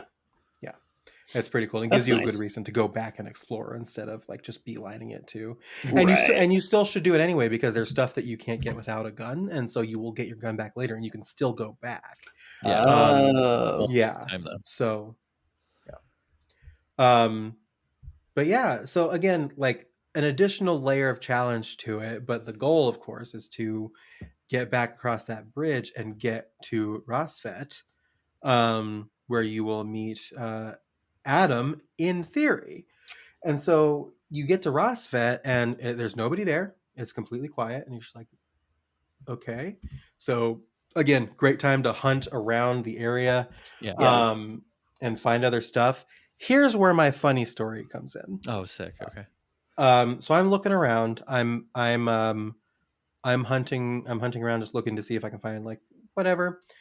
And in the central building, on top of a stack of crates, there is an item, and it is in fact a cardboard box. And I was very excited. There's some to cool get that shit in cardboard here box. because there's like Yeah, a there's- mine detector, thermal goggles. Yes. Oh, I remember the correction. So Kay was talking about motion sensors with the sonar and all that shit, like tools that you could get. I didn't comment on any of it because you don't get it in hard. You like get nothing. All you get's like the AP sensor, I think, and then and that's it. Okay. So That's- I didn't even know. nuts. I didn't even know what the fuck that tool was until I mean it's in the original game as well, but I just totally did not even remember. But yeah, Right. just so you're Whoa. aware, I don't think the game necessarily tells you this. Maybe it does, and I just didn't see it. But there are certain tools that, depending on the difficulty, you just don't get. Period. Yeah, I had no Yeah. idea. Like I know, like like you can find the AK-47 here. Mhm. Again, mine Yeah. detector, thermal goggles, all kinds of stuff. If you don't They- care about killing people, I was gonna it's say, I very will good. say, I was trying for a while to not kill, and then I got low, and that AK was singing to me, It's tempting. and it's fun. calling to you like the Green Goblin mask. It really Yeah. was. You Yeah. can switch it too. I think between like semi-auto, and full auto. I think a lot of the going- guns have like alternate firing. Full but- auto, baby. So I'm looking around. I see there's an item on top of these crates. So I climb up to the top of the crates. I grab it. It says cardboard box A. Yep. And then as soon as I grab it and I see the letter, like the words cardboard box A, from outside of my building, a single car horn. Are you fucking kidding me? I'm not kidding you at all. That is. I fucking literally, I paused it. phenomenal. Yeah, exactly. And it was from like this, so it wasn't like outside of my building, but it was legitimately somebody was honking at somebody on the road because like if you walk past like the little pond that separates So it our sounded very place from the distant. road. Yes, it That's sounded just like it incredible. does when you hear it on the Okay. show. So I see cardboard box A. I hear burp, and I paused it and I threw my controller down on the couch and I stopped and I looked around and I was like, "Where is he? Where's that bitch Alessio Summerfield? He's in my Closet. goddamn walls." Just in your So- closet with a fucking soundboard. Yeah, That is So- fucking incredible. that That's a freaked very me out funny for a story. little bit, but yeah. So I had a fun little moment there. Thermal goggles Um, are excellent, by the way. Even if it's Yes. broad fucking daylight, Yeah. just I keep them equipped, and I just like Yes. toggle it on and off at Yep. random. Really They're good great seeing, for like finding animals and yeah, seeing boxes So of good. grass. the fucking Traps. trap doors. Yeah, Yes. the traps. Yeah, I use like there's the a section goggles here in a all the little time. bit. There's a section here in a little bit that's just filled with claymores. Yeah, God bless. For trivializing Yeah. it. Yeah. So yeah, pro tip: just throw the thermal goggles in your item So slot good. and just toggle it on and off when you need it. They're in the locker inside of the room where you meet Sokolov and where you meet this person we're about to talk. Yeah, where you yeah. talk So you have Yeah. to wait until after the cutscene, I think. Oh no, you can This- get it before. You get it before. You can get it before. trigger. You Yeah. go in. There's nothing happening, and the scene triggers when you walk out. So you can Yeah. get it before. Yeah. I'm pretty sure you can get it before, but I got it after because You can also get the sick as fuck like Punisher back the blue. Oh yeah, the Oh my zombie God. face paint. Yeah, Oh my I just God. wanna- the don't tread on me face paint. Yeah, just Oh, because no. we got to check this box every fucking episode. The fucking back the blue people, and like don't. We're gonna speak in generalities. If you're like Yes. a fucking cop in a small town who's actually a good human being, like fine, whatever. God, But I love when they talk about things that are not the game. the It's so I just love political podcasts. the back the blue chuds with the fucking Punisher logo on all of their shit. Yeah, it's like the fucking media literacy is at an all-time low. He kills cops. Like Yeah. that's his Kind of his thing. I don't know. Fucking kills cops. I don't know. Frank Castle kills police officers. Some Wake the mild fuck up. mild spoilers for Daredevil Born Again, but there's legitimately like there's a sub story where Kingpin is like in charge of a group of crooked cops, and they do adopt the Punisher branding. Oh my god. And he actually like confronts them, and I wish they would have gone more hardcore with it, but like he calls them fucking morons, basically. Nice. Yeah. I have to their think about face. this shit every fucking day because in my neighborhood there's a guy who A drives a Cybertruck, but Oh, B no. has the Cybertruck painted a special matte black and has the Punisher logo on No. both sides of the car. It's like the ultimate fuck off wagon. That's crazy. And every time I see it, I like thumbs down or shake my why would you head or roll choose my to do eyes. that? And Kristen's like, Alessia, we're in Georgia. If you shoot a bird at that Cybertruck, there's a good chance that man might just get out and shoot you in the face. And That's I was true. like, I hate that we have to think like this. Yeah. Anyway, back to regularly scheduled programming. This Just don't be a this- fucking idiot. this part, I I struggled. I couldn't find the door to go into to trigger the next cutscene. Hmm. But I had I'm glad that I didn't, because it brought me to this moment that I would not have had. It made me realize the things that annoy me about Dollman, or the things that annoy me about the head in God of War, Mm. Aloy in Horizon. It's that if the game thinks that you don't know what the fuck you're doing, somebody's going to say something. Hmm. And I didn't, and I almost went back to the other zone because I was like, oh, maybe I missed something. But instead, I paused and I was like, no, I'm going to interact with the game systems. Called my friend Major Zero, and he was like, hey, go through the door that you met the guy in before. And I was like, fucking thank you, Major Zero. And I Nice. went right on my way. Because like I asked for That's a good that, point. and so it's Yeah. not annoying. And I was like, because oh, I like that. Yeah. And it's Yeah. not the end of the fucking world if there's a character that's like, hey man, No. we should probably go this way. But like it's the fact that it's tuned to Yes. the point where it's like if you take longer than 10 seconds, it's like, bro, just do Yeah. blah blah blah. Voice Like, let me line. breathe. Yeah, it's so irritating. it's very, very irritating. But yeah, so you go into the room where you met Sokolov in the Virtuous Mission, and nothing's in there, and then you leave the room, and spotlights. Yeah. This scene in particular, for people who are like lore hounds, I think this scene makes the Metal Gear universe. Like if Yeah. this does not happen and the actual person who was supposed to meet Snake showed up Yeah. instead of this person, the series probably would not have Yeah. happened. So like this is like a very important moment in Metal Gear history. Yeah, that's so true. So the spotlight is a motorcycle. Somebody has turned their headlights on, motorcycle's running. And this person doesn't quite introduce themselves, but this is a woman who Snake was not expecting. Snake was expecting Adam. And he's like, what happened to Adam? And she's like, Adam couldn't make it. Okay. Interesting. Then he goes, okay, well, what's the password? Number 2, Snake moron moment. She hesitates real fucking hard. Real hard. Oh yeah. She is not very forthright. And then again, I guess like this is 1.5 moron moments. They're being ambushed again. Snake gets fucking ambushed in the exact same fucking place again. And Eva, her name is Eva. This is Eva. So there are two NSA code breakers that defected to the Soviet Union that are helping with this. It's Adam and Eva. They're code names. Mhm. And so you were supposed to meet Adam. This is apparently Eva. So the guys show up. They're about to do a thing, and then she kind of like does like a fucking yeet cock gun to the side moment and fucking takes them all out. Mhm. Then she's like, "That's your password," or she says something like sassy that. Yeah. She's like, "There's And- your password" or whatever. Yeah. And he's just fine with it. Yep. I mean, he's probably rock hard, no blood in his Probably. head Right, to save yeah. his life. Like, I mean, Here's there's blood in the- his head, but not his head. Yeah. Here's Jesus Christ. Here's the thing that gets me about this too is that very clearly based on some of the conversations that happened during this next scene.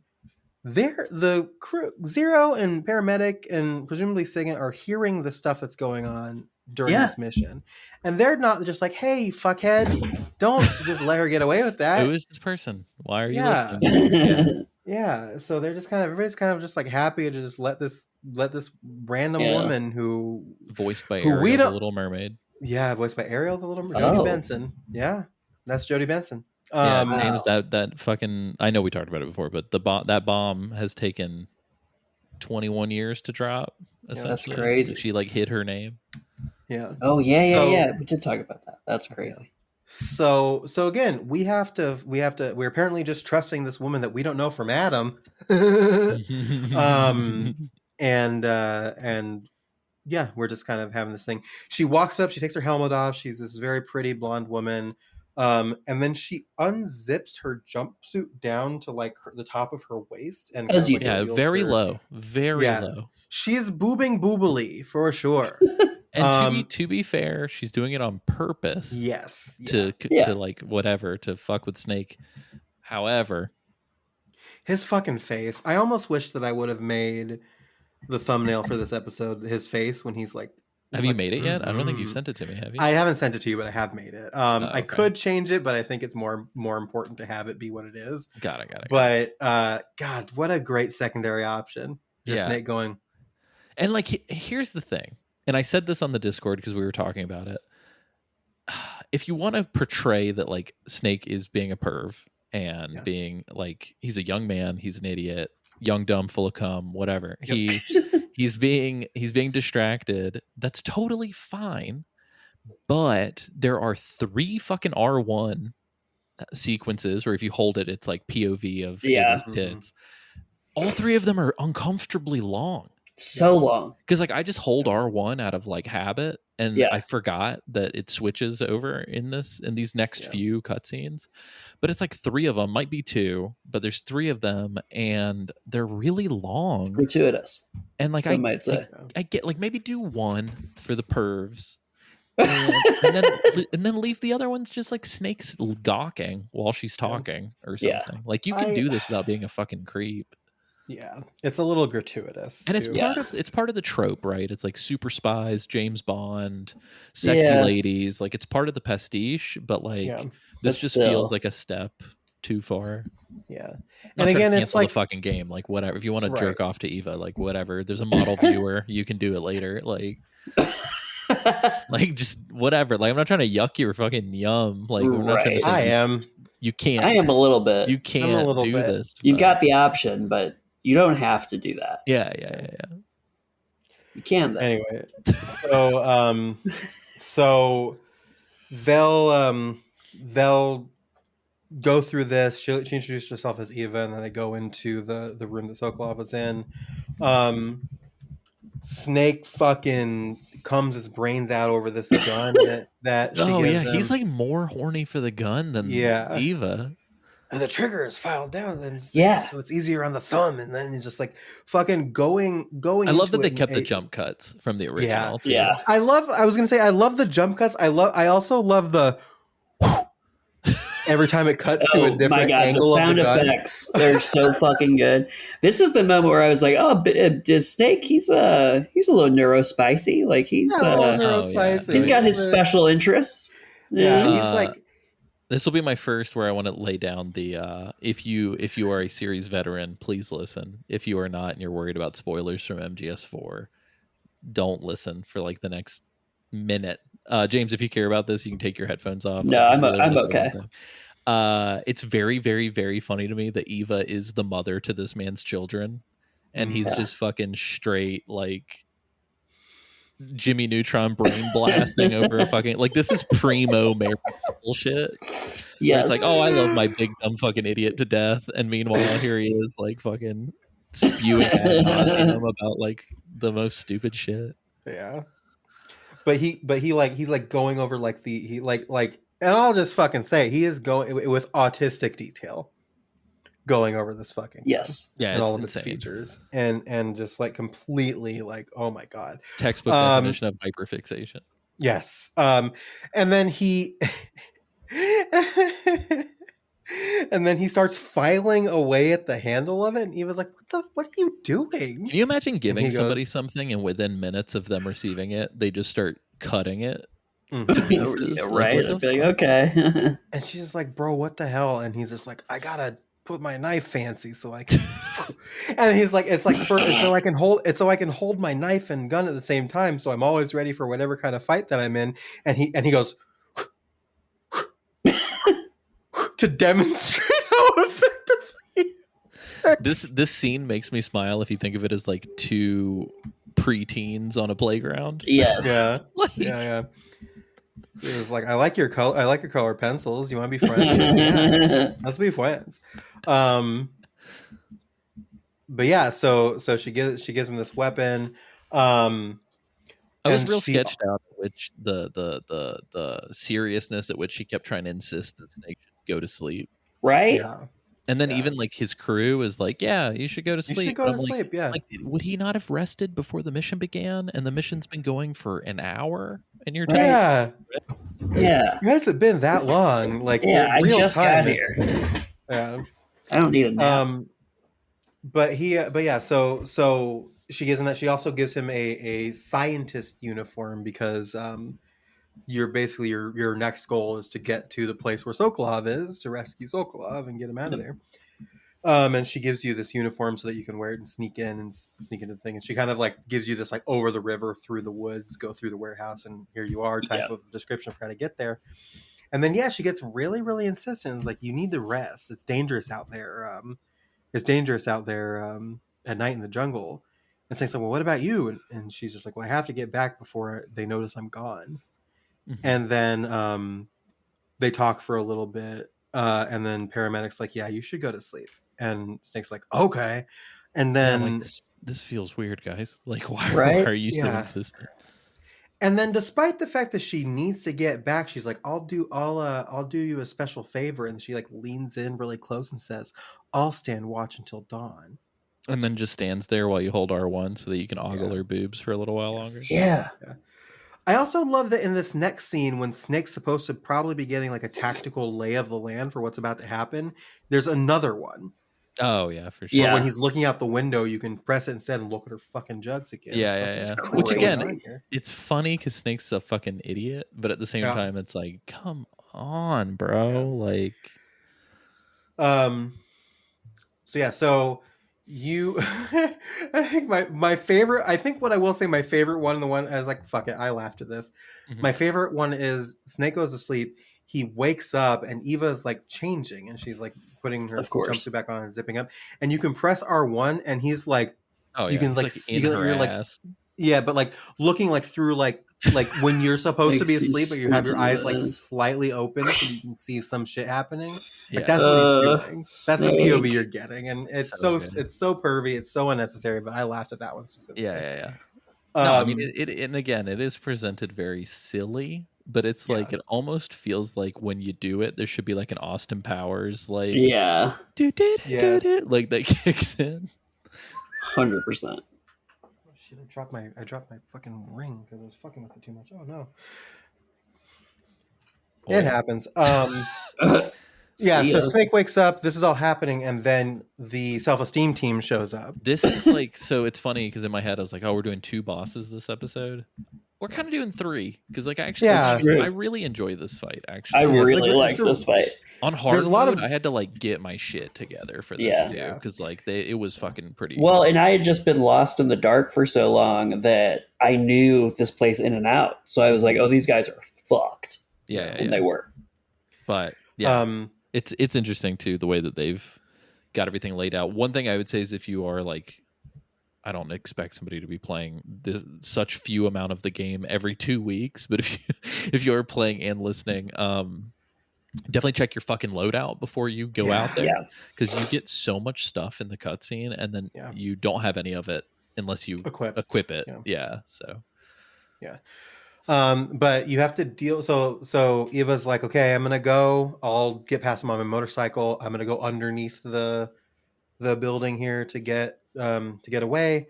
And Snake's like, okay, I'll distract him and I'll take care of him. And so Snake now puts you on have to his kind of own like- booby jumpsuit. He's like, I'll Yes. distract them. Yeah. And then you have to kind of deal with this encounter. I think there's like 8 guys. Is it 7 or 8? Yeah, it's 8 guys, I think. Yeah, 8 guys. And they're all kind of like wandering around. There's a guy on top of the building, like Oh, he'll scanning fucking, the area. He'll fucking Oh, on hard mode. he'll- He'll fucking scope your ass out. He'll So get easy. ya. I managed to. I had a lot of fun with this section, but I did have to start it over again. Because Yeah, I played not it because a couple times. not because I failed, but because I guess for my parameters I failed. But this is also why that I save every single section just in Yeah. case this happens. I just was going triggered around- full alert and I didn't want Yeah. to, so I just rolled it back. I was trying to like knock them all out and like trank them, and I saw the guy, and first I wasn't thinking, and I shot him with I got him with the trank gun, and then he passed out and fell off the building and died. Oh. Does And that that count? counts Does as that a ki- count? that counts as that. I don't. Well, that's the thing. I don't know, but I wasn't taking any chances, so Yeah. I just did it again. But it was That's still crazy. fun the second time. Yeah. Yeah. Shit. Yeah, I think had it a does blast count with because I had the same thing happen, and he didn't have like the knocked out icon over him. Oh, Mhm. interesting. Yeah, it Is was that- just nothing. Yeah. That was one of the moments where I was like, well, I guess I can kill a little bit. Just a touch of the killing. Yeah, just like, as a as treat. you know, as a treat. The first time that I did it, I had to restart because I knocked a couple dudes out, and then I was dealing with the blob. Right, there's like the dudes that Yeah. are just moving as a fucking unit of like, It's like 4 3 or dudes. 4 of them in one bunch. Yeah. Yeah, so I tranked one of them, then the other one noticed, saw me, and then opened fire, and instantly his bullet hit a barrel that was next to them and just fucking killed like everybody. And I was like, they're dead. I gotta restart.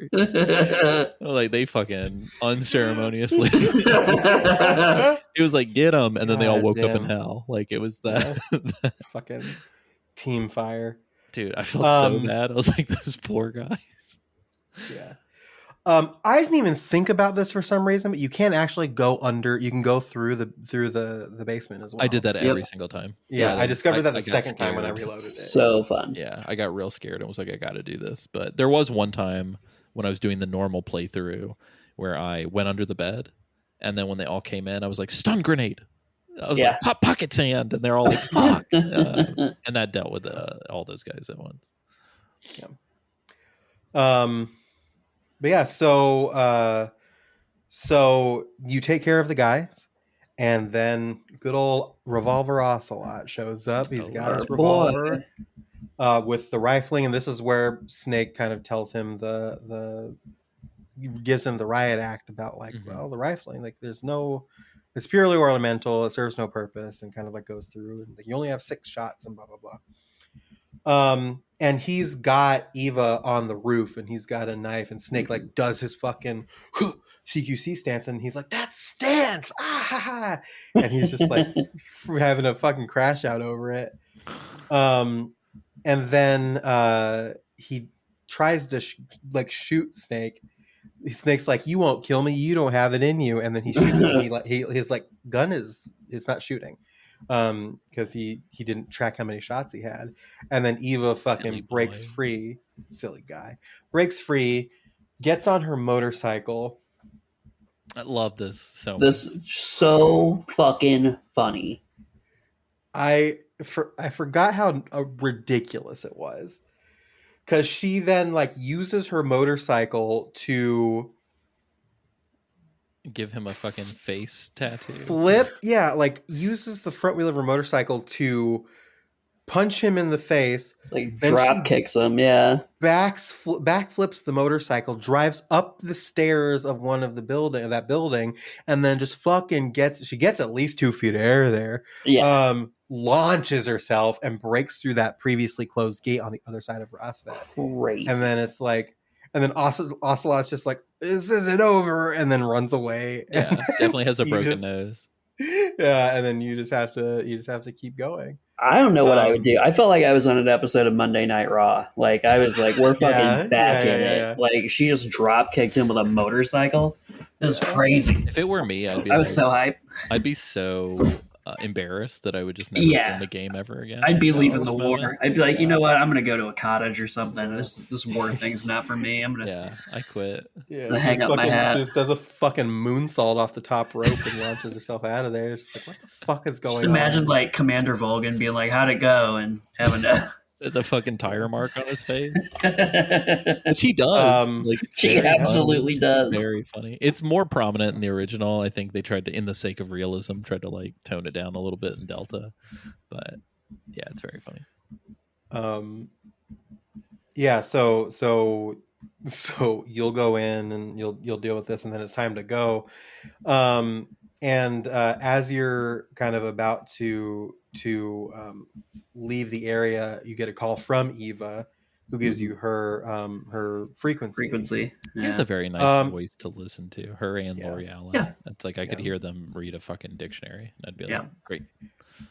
And basically she tells Snake the reason why like she defected was because when she was a code breaker, she was just disillusioned with the way everything was going, and just after she saw the world, she just really just wanted to break away from it all.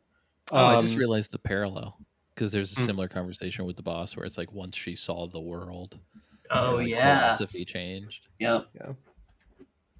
But then you go from here into what's it called, the next swamp, which is a Chorny Prude, I believe it's pronounced. Dude, yeah, something like that. Yeah, sorry if I know Yvonne's listening, so it's like, Yvonne, if you want to just record yourself saying all of these zone names and then I'll cut them in, that'd be great.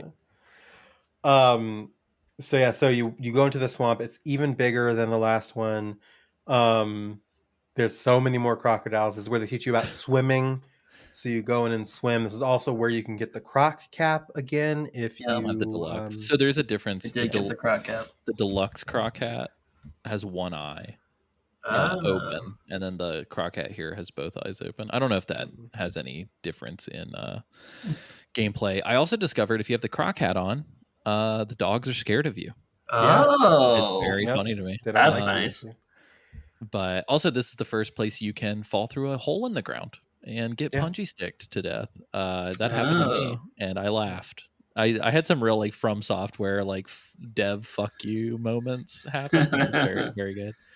But yeah, I don't think we should go super in depth. You can eat fish here and stuff if you shoot them underwater. Yeah. But I don't want to go super in depth for every single fucking nook and cranny. But just know that to get the croc hat, you got to do some like shimmy, drop, shimmy parkour shit. Yeah. I fucked it up shimmy, the first time. Shimmy, y'all. Yeah, fucking it up sucks because it's like you got to swim. It's like a whole ordeal. It's like 3 minutes to get back in position. I will say the funny thing here is that the arowana is the fish you can get. You have to go underwater, shoot it, and get its meat, and then eat it. This is the first time I saw the little cut scene. Have you seen that yet? Where you eat a thing or do a thing? Yeah. It's cool that they kept those. I didn't know. This is the first time I got one of those, and I just like the fucking like fighting the wiggly fish. And he's just like the whole process of eating this raw fish. It's very. I like that mechanic a lot. Like, I don't know. I like the kind of ritual of like, all right, I'm gonna eat some food. I'm gonna change my camo. Like, Yeah. I was checking thinking all about, these things. I was and- thinking about it. I wanted to ask y'all if you thought there should have been more of these sort of mechanics that carried over into other games. But while I was thinking about it, like, there's no other game where this would really make sense. Yeah. Like, I was like, oh, MGS4 maybe, but like that game doesn't really make sense to have this because it's so far in the future. Yeah. But I guess maybe MGS5. Like, do you Yeah. guys think 5 would have benefited from some more like survivalist? I just feel like that game is so like you can make a phone call and airdrop a fucking Right. Metal Gear. Like it just.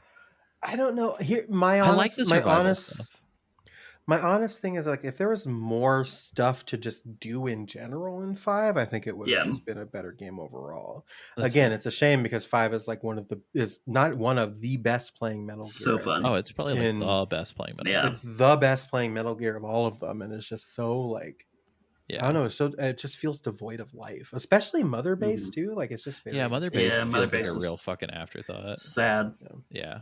Again, I'll say it again, and I'll say it again. Ground Zeroes is better than Phantom Pain. Ground Zeroes is so good. 100%. Yeah. I'm gonna bring this up. I think if Hideo Kojima was like forced to restrain himself to making these like really like these smaller like more contained things, I feel like people wouldn't have as much of a divisive opinion about him because he can he can do some fucking work with that like limited space. It's funny. So Police Knots, apparently both Police Knots and Snatcher, I was looking at them because I've been kind of thinking about them a lot lately. Similar fucking situation. Kojima wanted to do like 6 acts of Snatcher. Too expensive, took too long. After 2 acts, Konami was like, "You're done." And so it's not just for like they weren't. This wasn't their relationship just for 5 all of a sudden out of nowhere. That's a really good point. This has been their relationship for his entire career. Yeah. And so it's just like, I don't know, man. It's so weird to me that I'm like, so this guy, again, Kojima's got some great ideas, but it's like, this guy has always gone over budget and past schedule. And it's like, as somebody who works on a lot of projects that are budget and schedule dependent, that's how you get fired and not asked back by a production company. And so it's just like, I don't know, man. I get it. Like he's good at what he does, but also like, I don't know. There's a little bit of balancing act that has to happen. And I don't know. All that being said, it dawned on me that if Metal Gear would have been more Ground Zeroes, like if Phantom Pain would have been broken up across like 6 Ground Zeroes or something, Konami would have been happier. They would have made money while spending money. People would have gotten content and gotten little bits of story, and it would have been exciting to talk about. I almost feel like Phantom Pain should have just been like 6 or 7 shorter games. That would well, be cool. when you think about it too, like you think about I think about Deltarune and how Deltarune is being released as like here's episode 1, episode 2, 3, 4, blah blah blah. It could have been like that where you get like a hub and it's just like one hub, but you buy the additional additions of it. And then it's just like after, and it makes sense too because after every single fucking mission in 5, the credits roll. You get the credits for every single thing, and that would have made a whole lot more sense if they were like 6 independent video games spaced across like 2 years. You know what I mean? That's such a good point. But I just think it would have. I mean, I'm not trying to say it would have been a magic bullet that would have resolved like decades old tensions. But I do think that had it released like a series of Ground Zeroes, essentially like Hitman, if it fucking released the way that Hitman had, I think everybody would have been happy, and we probably would still have the brain trust pumping out some Metal Gear shit to this day. World of espionage, like 100%. That'd be so cool. Yeah. Anyway, sorry, that's my stumps. Big tangent from all of us here. Yeah, this episode's long. lots of fucking leeches also. God damn it. I hate the leeches. Fuck the leeches. I mean, they're easy to get rid of, but it's like every hear second them stick to you every time you step foot in water. Yeah. Every time. And it's just like, man, just calm the fuck down. I get it. I fucking get it. Yeah. Anyway, I do like the rain that's coming down during this section too. It is irritating that like the weather doesn't carry over from like zone to zone. But... you move into the next section. This is where the thermal goggles come in very handy into the Bolshaya Pass South. I really like this section. It's a great section. Yeah, my suppressor on hard mode had been depleted at this point. And I didn't want to kill anybody, and so I actually found myself using things like the empty magazine to lure people away. And I just it was shit like this that made hard mode very fun. Yeah. But ultimately shifting away, it was for every other fucking thing. Yeah. So the goal here is you have to get past 3 electric fences to get to the next area. Mhm. First one, fairly easy. You just kind of crawl under it on the right side. Then you have a second one that you have to climb up a tree to shimmy over to Or get just to the other sneak past side. the dudes. Or just sneak past the dudes. Or just sneak past the dudes. Was there a gap in the second one like that? I There's just always 2 did the tree. guys. There's Yeah. like 2 guys guarding like a Yeah. doorway. No, that's the third. That's the third third one. I know I That's the third snuck one. through underneath all of them. Yeah. Interesting, because Like, I I didn't didn't see use a the tree a gap in single the time. second one at all. I snuck under the first one and the third one, but I didn't sneak under the second. I didn't think there Oh, was. interesting. Yeah. 'Cause There's also little I would power always go up. boxes that you can Yes. shoot that'll like Yeah, you can kill the disarm them. electricity. Did you guys clip it by Uh, accident? I clipped it constantly. Yeah, I clipped it quite a few times. Yeah. I clipped it one time because I thought that I could sneak under. That's why I didn't think you could sneak under the second one, Got because I it. saw a little hole and I tried to sneak through that one and it got me. It clipped me. I was like, "Fuck." Got The it. the second time, the guy that's guarding the big gap in the fence in the third fence, Mhm. I was trying to sneak up behind him and like hold him hostage to like get some like just to do it. And I nudged myself too close to the fence when that Oh happened. no. And so I reloaded the section because fuck that. But like I clipped the so fence. funny. I got arrested. I got electrocuted.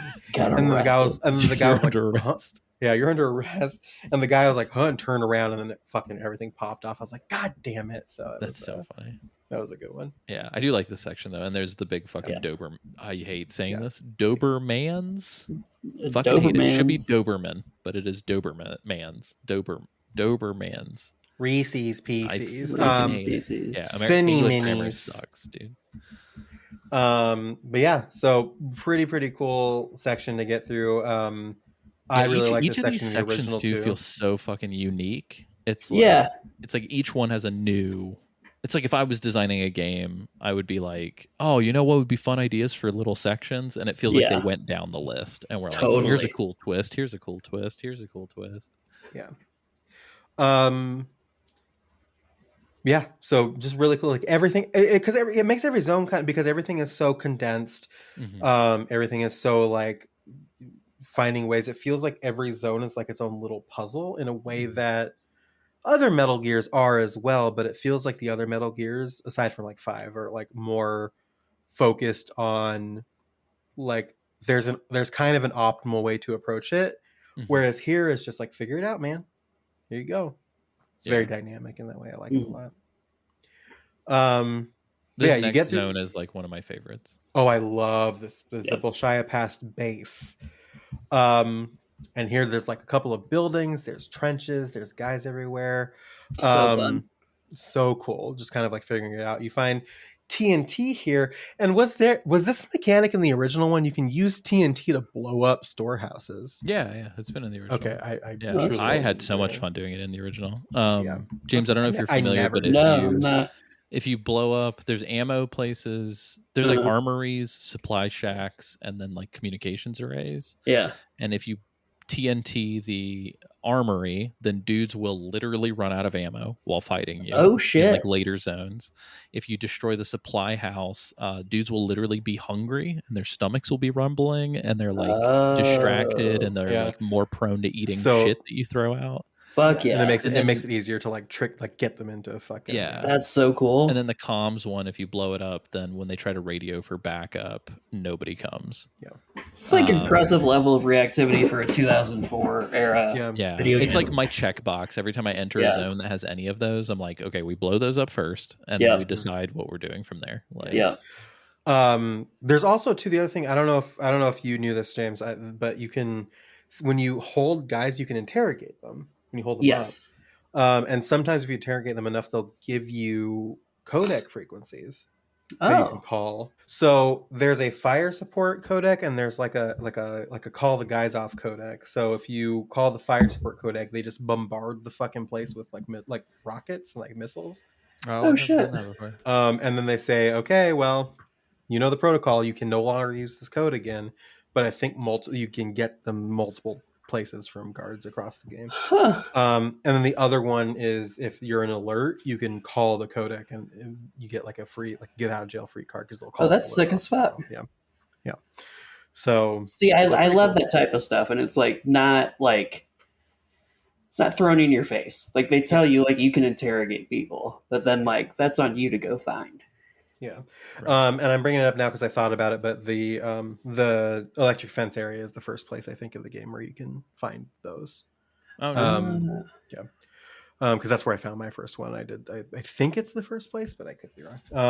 Anyway, so you go the base is again so cool. There's Very like cool. a food storage area. There's like a little office. There's barracks. There's a weapons area. You can get up on the Trenches. roof, which is fun. Yeah, get up on the roof. Trenches, turrets. Like Did there's you guys get on the turret? Oh yeah, yeah. That's a lot of fun. I got on the turret. Yeah, and again, it's the first place you can get TNT. It's the first place you can blow up these stores. You can do the food and the ammo weapon area as well. So do double your fun. But yeah, I think I used the trenches quite a bit. I kind of like weaved through buildings and stuff like that. But yeah, a lot of fun. Didn't have too much trouble, but it's just really fun. It's more because I was like moving it really encouraged you to move slow, really think about your next step and things like that. And I was actively doing that, and that felt really cool. When I got here in my hard playthrough, I was so low on everything, like suppressor, bullets, blah, blah, blah, that like, and not like the lethal weapons I obviously still had ammo for, but the other stuff that like it forced me to play this zone very carefully, and it was really fun to just like have to sneak through and pick people off and like just think about placement and stuff. 100%. But the sight lines are fucking crazy on hard mode, dude. Some guy across the map, if you have your fucking leg sticking out from behind something, somebody's like, "What the fuck is that?" And you're just like, "Oh shit!" It's like that scene of like Mac and Charlie from Always Sunny, like seeing each other from across the restaurant. Just like yeah. Yeah. Yeah, you move into after you get through here, you move to the next section, the next section, which is the Bolshaya Pass crevice, and here's Here's the a fun. pretty cool boss fight. Very cool. You kind of like walk out into this like dusty, there's like tumbleweeds blowing around, this like ravine, and then you'll be confronted by Ocelot, who was tipped off by the boss that he was going to be there. And now he has 2 revolvers. That's so right. He's got 12 shots. He does some like fancy shit with his like spinning the guns around and I doing like that this, he like counts it too. He's like 12. Yep. And he does this, and he calls himself a steam team in So behind funny. Snake to like trap him in, and then immediately tells them, "Leave us. He's mine." Yeah, they're and, like, "Why the fuck did I even?" Come Which in is here?" like one of my favorite like bad guy things. Like I'm just eating this shit up. I'm like, yeah, tell your boys to leave. It's just us now. They make out. They shoot at each other a little bit. And then he like gets in. I've got 12 shots now, does this fancy little shit, and then it's time to fucking fight. So you've basically got this strip of land that you can run back and forth on, and then he's got that same strip of land, and there's places to hide behind and kind of stuff like that, and you've just got to do a fucking basically cover shooter moment with Ocelot and kind of like fight him from across this ravine. Really the fun first couple times it happens, you have to watch cutscenes of him fucking meticulously loading his gun. This reload time is exhilarating. You can It's skip through it. You can I skip know, I but think if you hit X or something. But I was also that's not equally- fun. I was mad whenever it kept happening. But the fun part is like you can kind of fuck him up while he's doing it if you skip Yes. it. Yep. If you don't skip it, you can't. But if you do skip it, you can get some shots in. Pop pop. It was really fun. I was doing a lot of like diving, a lot of like hiding behind. Mhm. What I will say is that I think the change to the legacy controls, we've talked about how Twin Snakes kind of trivializes the Ocelot fight in that game as well. Mhm. I feel like it is easier. overall. And Alessio, you played the original, so you tell me what you think about that. But Yeah, I think to some extent, I think the over the shoulder thing really helps because having to in the original having to switch to first person essentially to do any shooting or any worthwhile shooting it sort of changes that up a little bit. So I think being able to fire from the hip makes this a lot easier. And also the fact that you can like fucking just dive roll like a maniac everywhere a little bit easier. Yeah, definitely does that. Anything like super remarkable that y'all ran into during this fight? Just listening to Fancy Lad go through it. Shooting the beehives was fun. Oh yeah. If you shoot, so there are 3 beehives. If you shoot them, I think if they're nearest to him, they do like the most sort of quote unquote damage. But you can shoot them and they fuck with him. And if you do that, his dudes are like watching. And so if you shoot a hornet's nest and you fuck with him, essentially they'll be like, "Oh, you're a piece of shit," and then they'll shoot you. And same with I caught some snakes because you've got snakes on your side. Throwing the threw them at him. Yes, and it's just so funny to see him like fucking dealing with a snake. But if you do that, his boys are like, "Oh, you piece of shit," and they take shots at you as well. Can you throw the snakes I wonder if you can throw the snakes at the boys. Oh, I don't know. I didn't try that. But yeah, it's a super fun. This applies to every boss in this game. If you trank them down and non-lethal them, you get bonus camo. So for him, it's animals. I think it's like an animal print camo, and they all have effects. I just can't remember what this one is. I think it might be like no recoil or something. Yeah, the effects are so fucking minimal. Like the animal print combo I wore for a little bit, and there's a cutscene we'll get to in a later episode that I was wearing it from, and I was like, "This is the perfect look for him to have saying these words." Nice. Yeah. Yeah, it's funny because like I feel like wearing it removes any handshake when readying weapons. Yeah, I feel like half the time the bonus isn't worth the trade-off in visibility. For sure. But they're good for boss fights, right? Where you don't have to necessarily be stealthy. But yeah, so this fight, I did want to mention something too that I forgot to mention, but in the last section where like Eva does the backflip off his face with the motorcycle, the way he runs out of there, he's such a little piss baby. I love him so much. Like, my father will hear about this running out of the fucking. Yes. God. Big my father energy.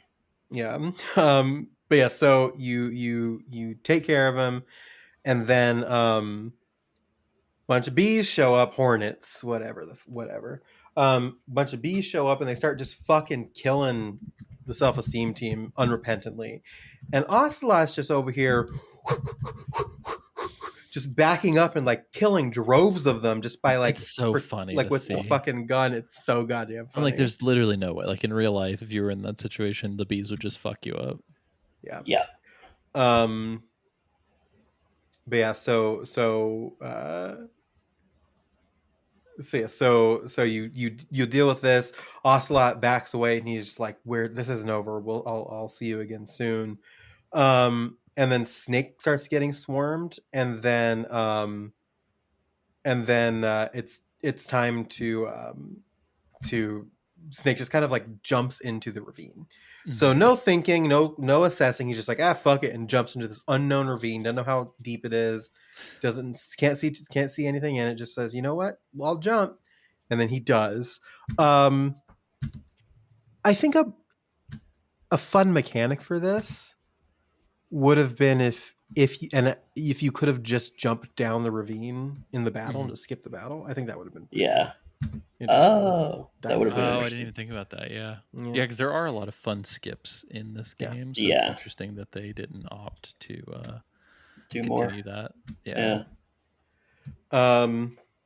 You drop down into this very dark cave.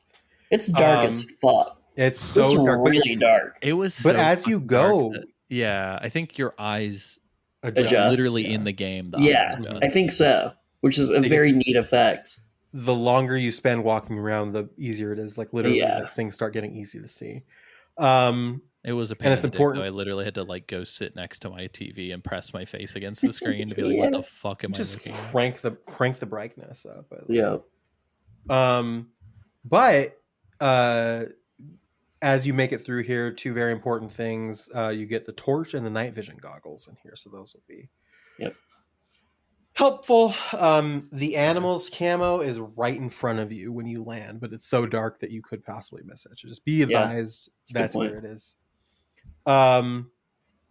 And yeah, I think it was just a lot of bumble fucking around in the dark for me. I didn't really have too much trouble. It's just like not getting turned around, consulting the map a lot, making sure where I'm going in my paths and everything like that. Is there a quicker way to access the map that you guys have seen? Because I've been going into the survival viewer and then That's going what I've all the been way doing down. every time. Yeah, that's what I do as well. Oh, that's so annoying. Yeah, it's pretty annoying. Yeah, nothing too remarkable. There's bats in here. There's more snakes. This is where you can find the glow mushrooms that recharge your battery when you eat them somehow. Well, there's actually a whole Kodak call about it. Apparently. Yeah, there is. I haven't watched it, but there is an in-lore explanation as to why it charges your shit. We'll talk about it next time. You also the other thing too is like you can get it in other places before this. I think you can get it in Rasvet as well, but there's like bug juice in here, and every time I hear that, I think about that fucking show, Bug Juice. Oh, that's Bug right. juice doesn't come in a jar. Bug juice comes from who you are. Yeah. What a fucking make your way through the cave. Get to the next section of the cave. There's a shotgun here, which will be very helpful in the next section if you're playing lethally. It's time to fucking make it through. You kind of like, as you make it through this cave, there's this big opening and you can see it. There's a clearing. Mm-hmm. There's like sunlight trickling down. We gotta talk about the crab battle meme though, real quick. This is yes, yeah. So you do like there's so many crabs crawling through some crevices, and there's crabs and shit everywhere. Also, if there are snakes in that first person crawling section, I'm just like, nope, you die. We're not gonna crawl through you. Very fair. But this meme was born, if you're unaware. I think it was a flash, like a flash drawing. But it's Snake crawling through here. And he encounters a crab, and he's like, "Major, I don't know what to do. I'm being blocked by some sort of demon creature." Like, what is it? And he's like, "I don't know." But they just go back and forth, and he's like, "Crab battle," and he's like stabbing at this crab that's like catching his knife. It's very fucking funny. That's fucking awesome. Yeah. It's so good. The classic crab battle. But yeah, so you get to this clearing, beautiful, like big pond with like some rocks in the middle. Lots of sunlight trickling in, and you walk through, and this guy shows up, and he's doing like weird like hua moves, and it's Hornet Soldier, the Pain, nightmare, one of the cobras, who you saw at the beginning of the game. This is the guy that used bees to kidnap Sokolov and carry him off to the field to go on a helicopter. Gotta love it. And yeah, this is like my Alessio snake thing. Like, I don't like bees. I don't like hornets. They're everywhere. Wasps. Get the fuck away from me. I like a bumblebee. Bees. I respect a bee. Bumblebees. I respect bees, I don't but respect hornets. A yellow jacket. No. Fuck them. Yeah. The murder hornets. They disrespect me. I disrespect them. Yeah. But yeah, he starts like going through, and he's just like, yeah, you just have to fight the pain. Your first little introduction to the fucking X-Men. What I love about this battle is that it feels like it's like fucking anime. Grenade, Tommy gun, and he just like stands his next. So funny. He announces his move. The Tommy gun is very funny. I feel like this time around I was thinking a little bit more, and the science in my brain clicked in, because anytime he would do the little bee thing, smoke grenades. Bees don't like smoke. So when he dons the bee armor underwater. Yeah, well, that's the thing, is like that diving underwater is also very effective. But like when he'll do this thing where he'll like call the hornets to him, and he's invincible when that happens. But if you just chuck a smoke grenade at them, they all disperse because bees don't like smoke. Oh, and then interesting. I was throwing like a regular grenade. Oh, yeah, same. Yeah, well, that's yeah, really that's smart. but yeah, so that's how I was taking care of it. I didn't think about that before in my original playthroughs. Interesting. Oh, I like that. Yeah, I got like I in my old age, like I've gotten really interested in like very like niche things. So I love like watching like cow hoof trimming, beekeeping content, yeah. fucking like people clearing municipal drains during storms, just like shit like that. Wow. And so I know more about bees now. Yeah. And so I was like, oh yeah, they use like because they use the smoke in the hives when they're harvesting the honey to like make them sleepy and docile, I'm so they don't imagining go like crazy. like an I know kung fu moment, but it's Right. filled with the bees. Yeah, I know. So bees. So yeah, it's kind of weird. Like everybody's like, oh, the pain was so hard, and it was like it wasn't like he was like a walk in the park. You have to like do a lot of shit, Right, but right. like I feel like the smoke grenades really kind of changed how Yeah. Yeah, how, That's sick. yeah, yeah. that's good. Real pro gamer moment. Yeah. I felt the MLG. pain for it. Yeah. But yeah, so I think when you get him down to about half health, whether that's stamina, whether that's like lethal damage, he'll like get kind of mad and he'll like rip his mask off and his face is fucked, man. Real Just fucked. completely covered in stings and stuff like that, and just like puffed up and like, from permanent Yeah, he's scarring. real It's like, nasty. Jesus. Real nasty. And then he starts Like a shooting homing bees out of his mouth. Yeah. They even make that sound. I hate the homing bees. It's very funny. Nightmare mode. Yeah. But again, yeah, it's just more of the same for the second phase, but he's just much more aggressive, and now you have fucking homing bees to deal with, and it's just a bee. It's a problem. It's just a bee. Yeah. Life's Just a bee. And then you Life's a die. bee. But yeah, you deal with this fight, and then he kind of like he gets swarmed by his own bees, and then he kind of like funny. and he's like, the pain.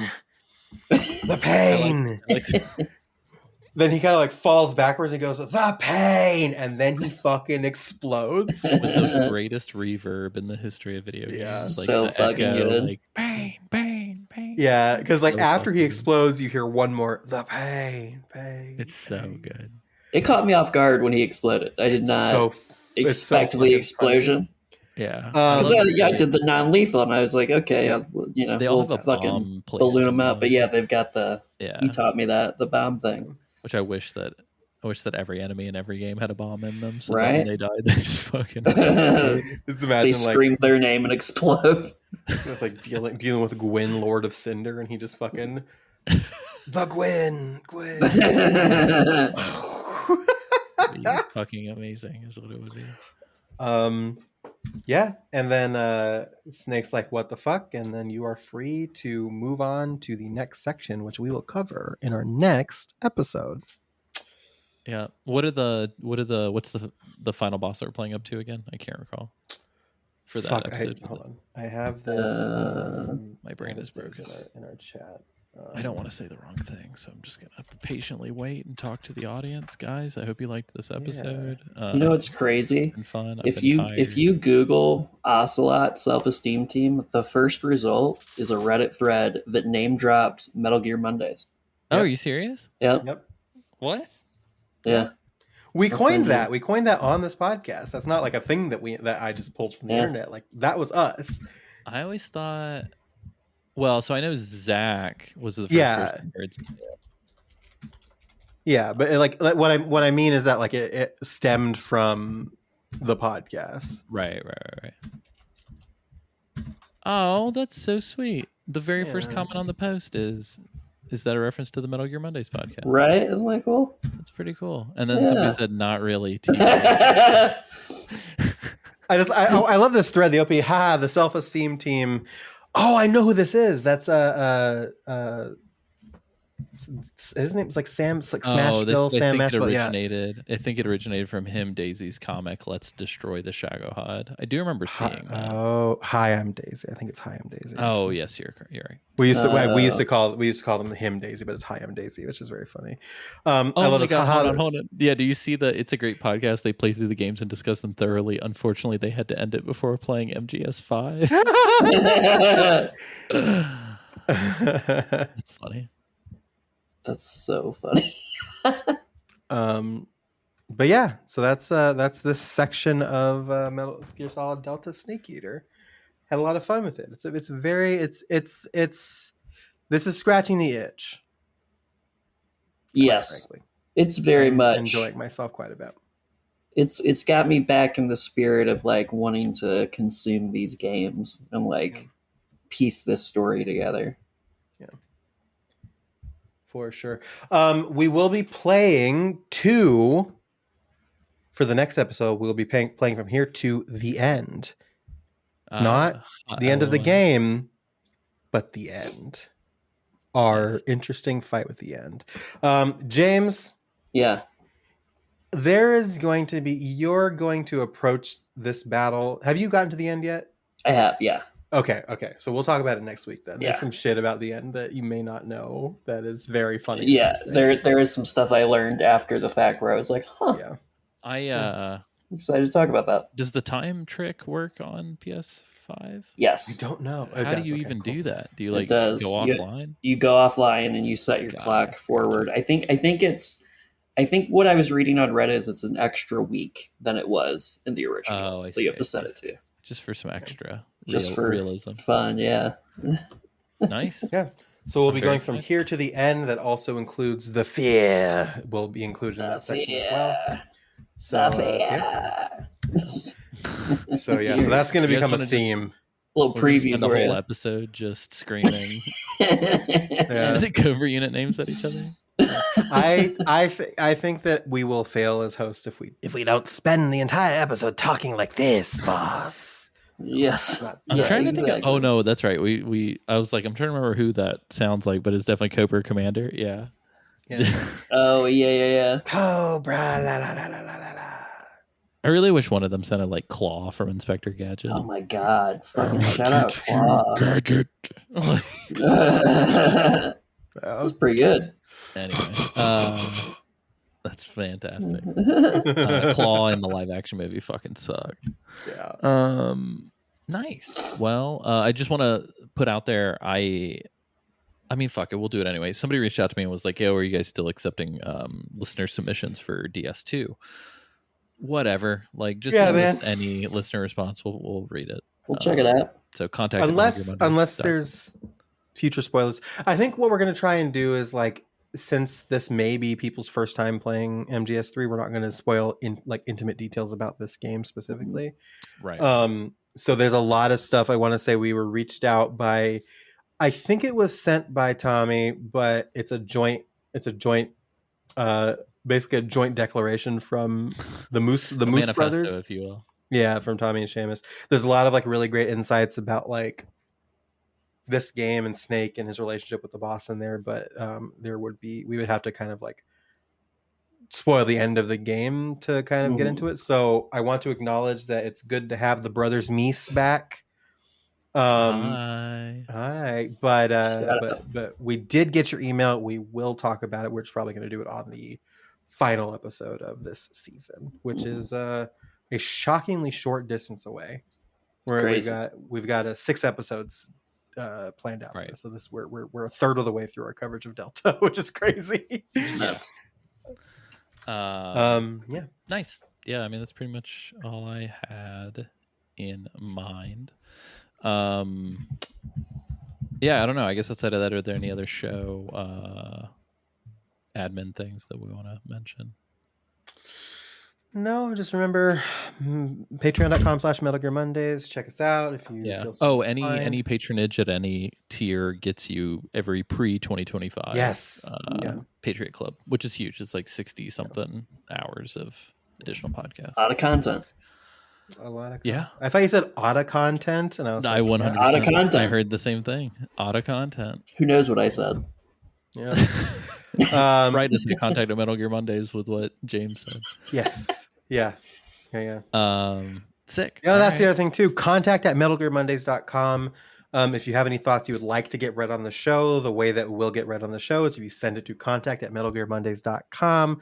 Please do not fall into a trap of thinking that we're going to be we're going to take like paragraphs of shit that you post in like a Facebook comment and that we're gonna remember to drag and drop it into our documents and stuff like that. contact@metalgearmondays.com. Send in your thoughts, send in your notes to that email address, and we will talk about it on the show. Unless the entire email is just singing our praises and there's nothing like related to the games. We love those, and we love it. Makes our hearts full, and we love reading them. But we probably won't read it on the show because it feels very self-relating. And we like it when we talk about things that are the game and not things that are not the game. Well said. Well said. Hear, hear. Nice. Yeah, that's pretty much it. I mean, obviously, we're gonna really quickly do social plugs or whatever, but as far as the show's concerned, that is it. So thank you. That's it. Cool. Where can people find you guys? Not all at once now. James, do you want to go first? Yeah, soundcloud.com/DJ Rat King in the building. Nice. DJ Rat King on Blue Sky. More to come. Yep. Me, linktree.com/Liliana Dawn. I've got links to my books there. I've got links to my socials there. I've got links to my podcast that I do with Adam Hilton, Adam and Lily at the Disco, which is a podcast that's kind of like this, but for Panic at the Disco instead of Metal Gear. We are at the very beginning of our final season of this era of the podcast. We're going to be coming back at a later date when we're done with Panic at the Disco, to do like more music of the era and kind of apply the concept to like a more general aspect. But we decided to end this era of the project by ranking 112 Panic at the Disco songs. That's every Panic at the Disco song. Nice. And ranking all of them. And so we're doing 10 rankings per episode, and all of them are going to be on video on YouTube. So if you want to check it out, the link to that's going to be in my link tree. So please check that out if you are curious about it. Tight. No, I love that. As far as the Alessio Online Legacy goes, I've now officially uploaded all of Dev Diary. So if you want to watch that, shout out. It's a trailer in 6 parts. I'm gonna probably start uploading on a daily basis the cut content. So there were a couple scenes that we took out that we re-released. Also a couple developer spotlights that were part of it. Was like other developers that appear within the show. We did like little 6 or 7 minute kind of breakout things. A lot of the stuff were bonus features if you purchased the show back in the day. But I'm just gonna put it all up online. So I'm going to be doing that. I'll probably be posting trailers for upcoming films and stuff. So it's like, if you guys have ever been curious about some of my personal projects, all of it's probably like 2020 and back. So there's nothing that's like hyper recent, just because everything I've been doing since 2020 has been like for network television and is under NDA and all this other bullshit. So you have to go pay money for that stuff. But yeah, so YouTube, I think it's youtube.com/ Alessio made that, something weird like that. Yeah. youtube.com/ They always make you do the at for some reason. But yeah, so the YouTube is going strong. I've already gotten some very positive comments and some subscribers, but if you guys don't mind just throwing me a little subscribe, that would be cool. Always nice to get people to check out old stuff. Bandcamp coming soon with multiple albums. Pay what you want. Very excited about that. Hey, and then the website overall. How's AlessioSummerfield.com doing? You gotta build all the other pieces first. Okay, sure. But yeah, AlessioSummerfield.com will eventually be like the nexus for all of these things. Super exciting. So yeah, finally doing it. Just a general recommendation again for everybody that I want to just shout out, because it shouts out both of you. Play Paranormicite and the Drifter. Paranormicite is the fucking shit. I need to play the Drifter, but Paranormicite I cannot. Even if you don't like visual novels, I cannot stress enough how fucking cool that game is. Alessio had been recommending Paranormasight to me for a very long time, and I've just been putting it off. I finally played it. It's incredible. It's very good. And then when like bombard people with recommendations, but like what'd you play it on? Dude, so I played it on Steam. I was in Italy, and I was like flying home, and I was like, I'm gonna be on a plane for like fucking 8 hours or whatever. I want something to do. So I was on the Google Play Android store. Oh hell yeah! And saw it on there, and I was like, oh, this might be fun. It's like a visual novel, whatever. Little did I know, it's like one of the most unique visual novels I've ever fucking played. Wow! Because like you can spin in a full circle of every location you're in. Oh, that's sick! And see everything, and it's paid for by the tourism bureau of that city, so it's hyper detailed. Okay. The premise is like, what if a bunch of people fucking like battle royale Saw with paranormal abilities? Like it's fucking insane. There's like that's like, really cool. It's like 7 or 8. Like there's like some group. There's like group of people, and there's these like ghostly mysteries that are part of the town's like history. So cool. And these people get these like power, and if your power is triggered, you can kill a person can die. You can kill somebody with your power. But you don't know who has these abilities and who doesn't. So everyone's essentially like, again, it's like if everyone was playing a battle royale game, but you had no idea who was who. Okay. And when you do, you have no idea what's going to cause what their trigger is. So you have no idea what you have to be so careful to not like cause their trigger to activate so they don't kill you. Yeah. So you'll be in like conversations, and you're like, if I say the wrong thing, they can kill me in an instant. Like I'm pumped. So like the tension is really, really good. Definitely wear headphones. The music is really cool.